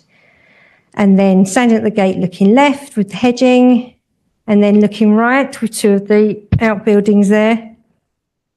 And then here I am standing right at the back of the site. You can see St Andrew's Church there just in the background. And again, this is me standing at the site looking out just to give you a sense of the setback of the site to the public realm. So there has been 2 consultee objections to the proposal. Both perceive the proposal as giving a detrimental impact to heritage assets and contrary to the Old Walton Conservation Area character assessment. Officers have had regard to these comments, and again, as per 7.34 of the officer's report, the site is considered to be sufficiently set back and hidden by tall hedging and already presents as physically and visually separated from the host dwelling. Therefore, a modestly heighted dwelling could be erected, causing no harm to the listed building or conservation area, subject to reserved matters details such as materials and design. So here I'm just looking into the site from the opposite side of the road. You can see the ridge there of the annex to the rear. It's considered that a modestly high building could go to the rear of the site without causing any harm to the wider conservation area. And again here, looking into the site from the other side, just showing that a modestly high building could be placed in the back of the site, causing no harm to the listed building to the front or the wider conservation area. So while the council is in tilted balance, members should note that even if the tilted balance was not engaged, officers view the site to be in a sustainable location and, given regard to its heritage assets, appropriate for 1 residential dwelling. The proposal would also deliver 1 dwelling towards housing supply, 1 self-built dwelling, and contribute to the local economy. Therefore, members are encouraged to approve the application in line with the officer's recommendation, subject to these conditions. Thank you very much. Thank you very much for that report. We have 1 speaker on this particular application, which is Councillor Alice Bryant, who is online. Thank you very much for waiting for us, and you have 3 minutes in which to address the committee. Thank you very much. Previous applications have been refused for development on this site. In November 24, we received an email from the planning officer saying that they were unlikely to be this application was unlikely to be supported by the council. Obviously, since then, in December 24, we've had the tilted balance. However, I would draw your attention to paragraph 11, where there is not an assumption in favour of development if it is A, protecting assets or areas of particular importance. This is in dispute I know she's just, the planning officer has just said it isn't, but this is in dispute, and the conservation area team have said that they object to this development. Paragraph 11 says if adverse impacts are outweighed by benefits, then development can go ahead. Planning officer is of the opinion that an additional dwelling is a benefit that outweighs the harm. I would say this is incorrect. The proposed demolition of the 3 outbuildings removes an existing dwelling that's been inhabited for many years. The resident has been evicted in preparation for this planning application. This means there's no additional benefit in terms of additional housing. I believe it's also contrary to LP9. Old Walton is situated is identified as a small development with limited or no available service and is thus less sustainable. In terms of development, LP9 allows only for limited development in such areas in order to contribute to settlements' social and economic sustainability. In our case, all of the economic benefits that we see in Old Walton are from visitors to the picturesque conservation area and accessing the Ferry Meadows and Neame Park. So this development does not contribute. As suggested, where are we? I take issue with the fact that there is no harm to the environment. Conservation team report has said that there is. And I would like to also point out, just having seen those photographs, that your photographs of the metal gates and railings to the side access of the property is not to the property. Those are in fact the gates, railing and entrance to the cemetery. I think that's it. Thank you very much. Thank you very much. Are there any questions for this particular speaker? There are no questions, so thank you very much for joining us this evening. Okay. We have no other speakers on this particular application, so we will go straight to questions of clarification from our planning officer, Councillor Corney. Thank you, Chair.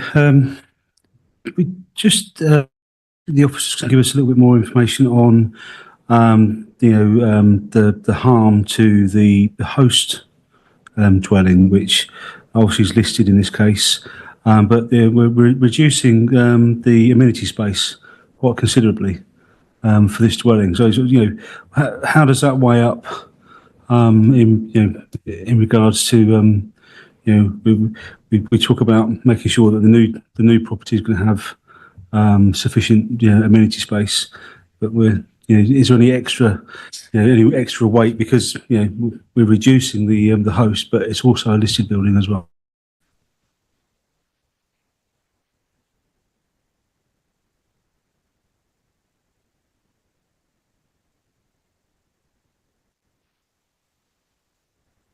Hello, thank you for your question. So there are no prescribed standards for amenity space in our local plan.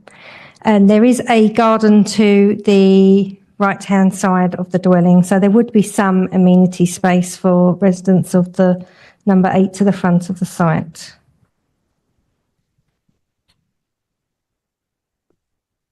Oh yes, Councillor Wakeford. Thank you. The representative for the parish council made suggestion that the outbuildings had been inhabited at the back of the site. I just wondered if officers would be in a position to comment whether that impacts, were it true, whether that would impact at all the assessment of land use here and the starting point for us to apply our judgment to in terms of considering what the benefits would be, or if that's material at all.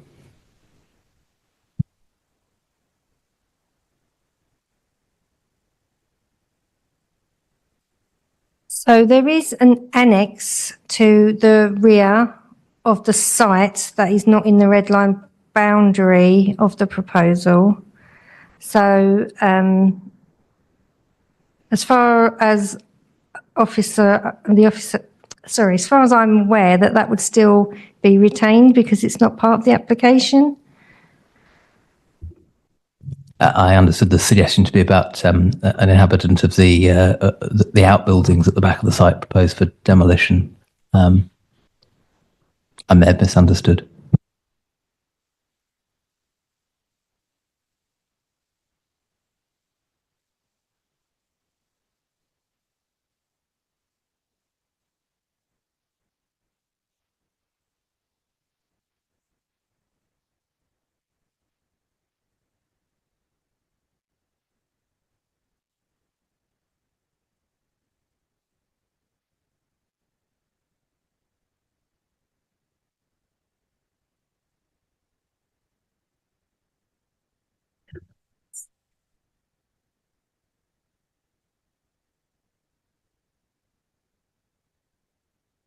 So there isn't a separate land use that provides us with the fallback position. When I went on site, there was no evidence that those outbuildings were being lived in at all.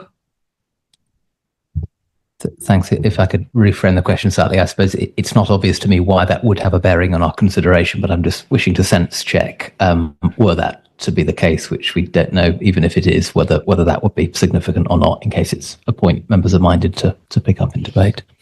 It's not significant. Yes, it's not significant. Thank you. Councillor Jordan, did you have a question of clarification?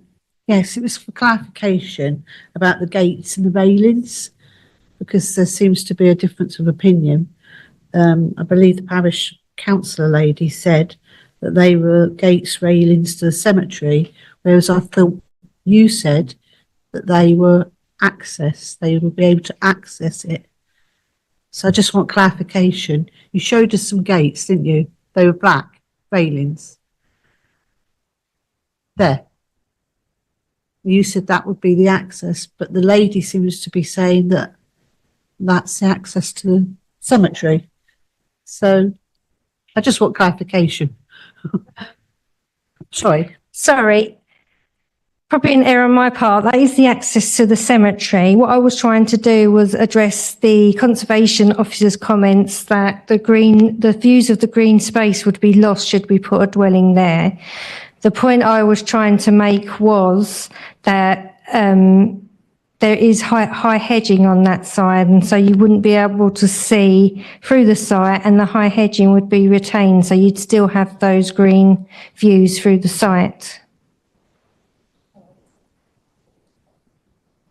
In any case, this access here is outside the red line of the proposal. Yes, thanks. That does make it much more clear, because there just seemed to be a dispute. Thank you. Are there any other questions of clarification? Councillor Pitt. Thank you, Chair. Just to put my mind at ease, so obviously we've just got an outline application here. If there's a high bar in terms of expectations to design something sympathetic to the conservation area, that would be carried, so essentially if there was lots of restrictions in terms of what could be delivered in terms of, if it's single story or the materials, that could be something that would be picked up in the further application. So just to say that we approve in principle doesn't mean we're approving anything particularly. Yeah, that's absolutely correct. Are there any other questions of clarification before we move on to the discussion? Okay, we will move on to the discussion. Who would like to start that discussion? Oh, Councillor Butler, thank you. Thank you, Chairman. Yeah, I'm always or hugely against sort of backland development, if you like, but this is a little bit different. It's got its own entrance, and it's well secluded in there if you look from the road, which is all I could do. So it'd be set well back. The height is not out the way. It works out about 26 foot, I think, height, which is lower than the normal, a normal dwelling. So I'm going to move this on, Chairman, and propose that we accept the officer's recommendation. Thank you. I'll accept that recommendation of approval. Councillor Wakeford. Thank you. Then I'm happy to second it. I can't see how we could possibly stack up a refusal here. I mean, the argument was made on behalf of the parish council that sort of inherently the conservation area is sufficiently special such that there'd be harms created through building a property here. I think the bar to make that argument stack up defensively for us is so high. I don't see it being made here at all. So I think this is quite a straightforward one, but all ears to hear any further comments from others if they disagree. Are there any other councillors that wish to add to this discussion? Otherwise, we will move on to the vote. We'll move on to the vote. We've had a proposal from Councillor Butler of approval, and Councillor Wakeford has seconded that approval. All those in favour of approval, please raise your hand. 1, 2, 3, 4, 5, 6, 7, 8, 9, 10, 11, 12, 13, 14. Therefore, that has been approved. We will move on to the next item on the agenda, which is item 4D, which is a planning application, a removal of condition in the Stookleys. And that will be presented to us by our planning officer, Olivia Manton.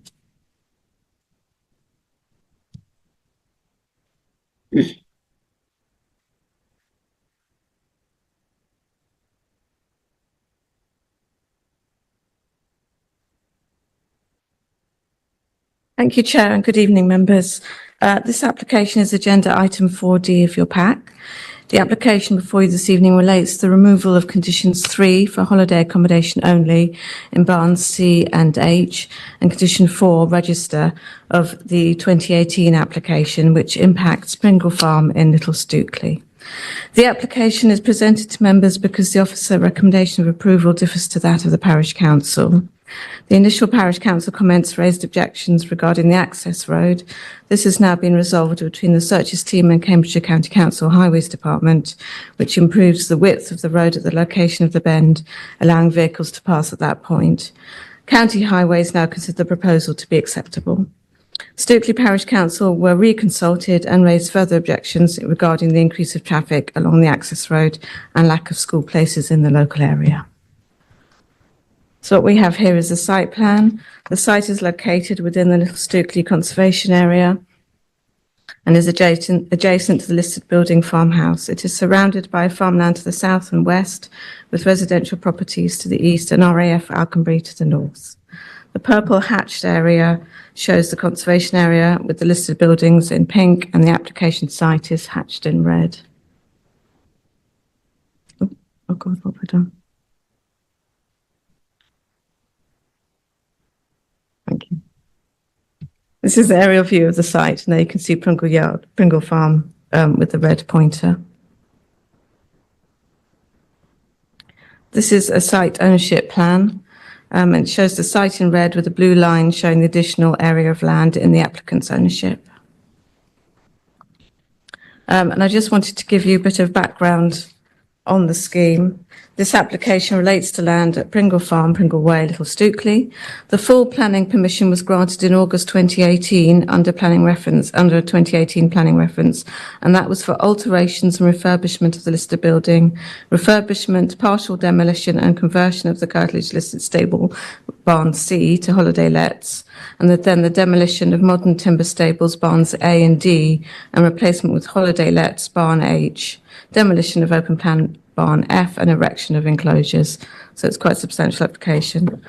The planning permission was issued as a delegated decision at that time because the officer recommendation aligned with Stookley Parish Council's recommendation of approval. This development has since been built out. Since the approval of this permission, the Stookley's neighbourhood plan was made in July 23, which contained the village boundary that included the application site. So this actually changed the position of the site from being outside of the built-up area at the time of the original planning application to now being within the built-up area. This has changed the policy position of restricting housing within the open countryside to allowing limited new housing within the development boundary of the village. So this current application, as previously stated, is for the removal of the conditions relating to the holiday lets. No other changes to the site are proposed. So here we've got a picture of the neighbourhood plan with the village boundary in red, and then the actual site application site you can see right at the top is highlighted in yellow.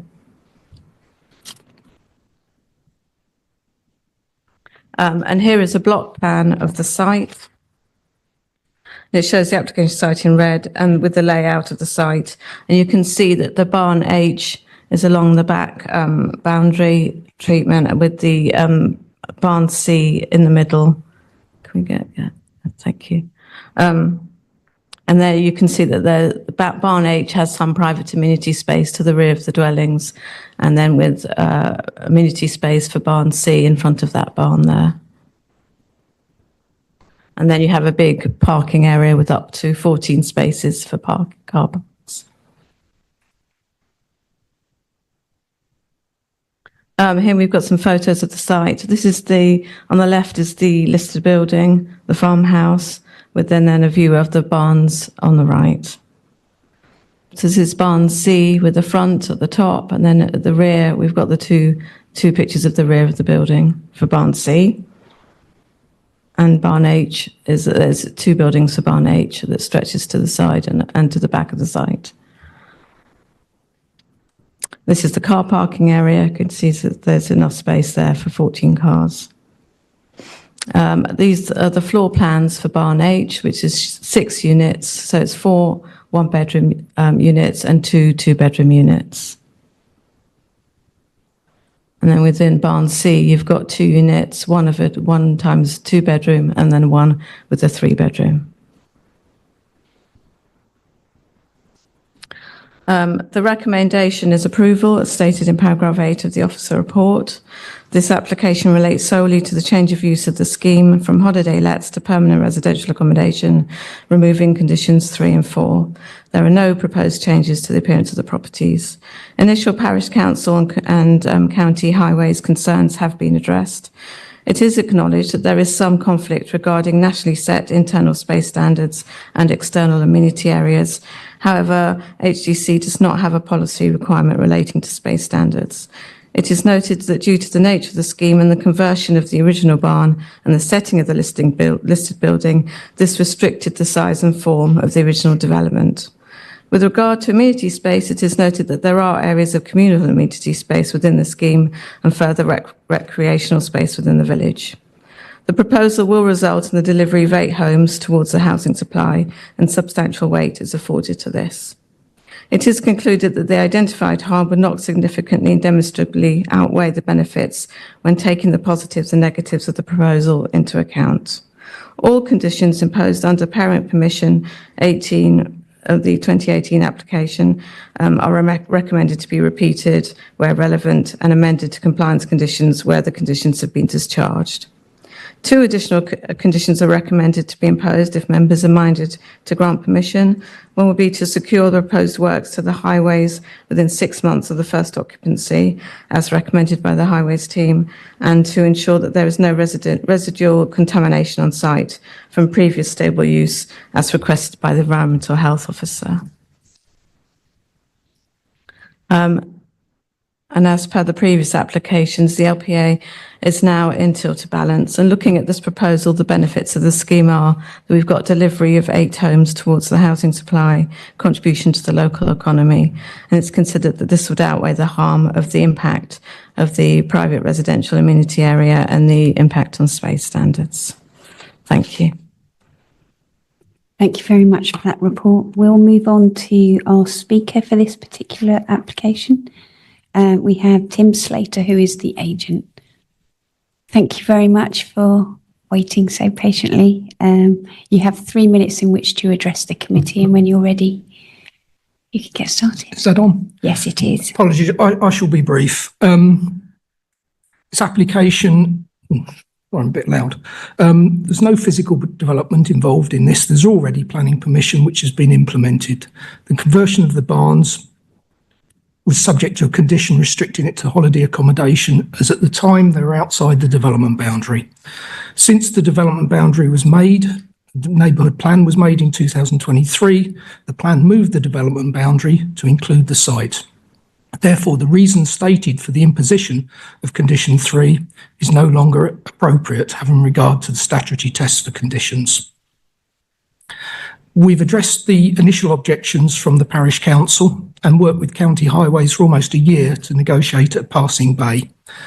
This was reconsulted to the parish council in January, and we were rather surprised that council voiced two new reasons for refusal.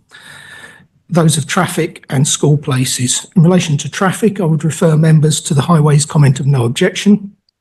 In relation to school places, 7 of the 8 units are 2 beds or less, and 4 are 1 bed. It seems likely that they will be occupied by older people seeking a quiet and contained location to live, rather than families with children. In addition, in the context of development in Stookley's, any increase in school places from this development is likely to be insignificant. We're pleased that your officer concurs with us that the development is acceptable and sustainable, and that the tilted balance is engaged for decision making. And I commend her recommendation to the committee. Thank you. Thank you very much. Are there any questions for this particular speaker? We have no questions, so thank you for joining us this evening. We will move on to questions of clarification for our planning officer. Are there any questions of clarification? Councillor Corney. Thank you, Chair. 2 points really. Just to clarify, if this was a shop, obviously you'd have to provide evidence that it's no longer a going concern and that you've advertised it and so on.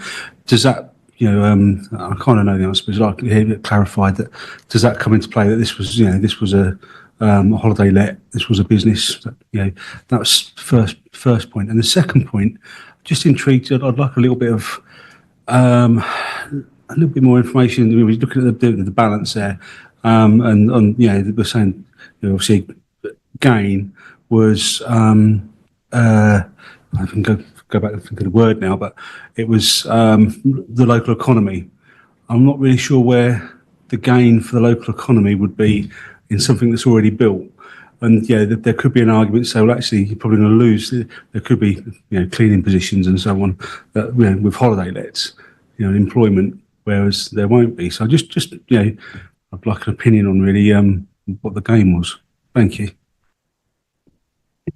And I think as regard to the gain that really is bringing new people into the village and using the local facilities there, then you would always get some economic gain from using the local services. I think that's probably what it would relate to. With regard to the use of as a holiday let, because of the boundary change, it was then considered that residential accommodation would be appropriate. So it wasn't actually considered under a loss of service in that sense. The residential accommodation became acceptable on principle. Thank you. Are there any other questions of clarification for our planning officers? There are, Councillor Wakeford. Thanks. It's a shame the parish council aren't here, so we can't ask them for more detail about their objection, but I note that there was a concern from them about highway impact in terms of use of the roads.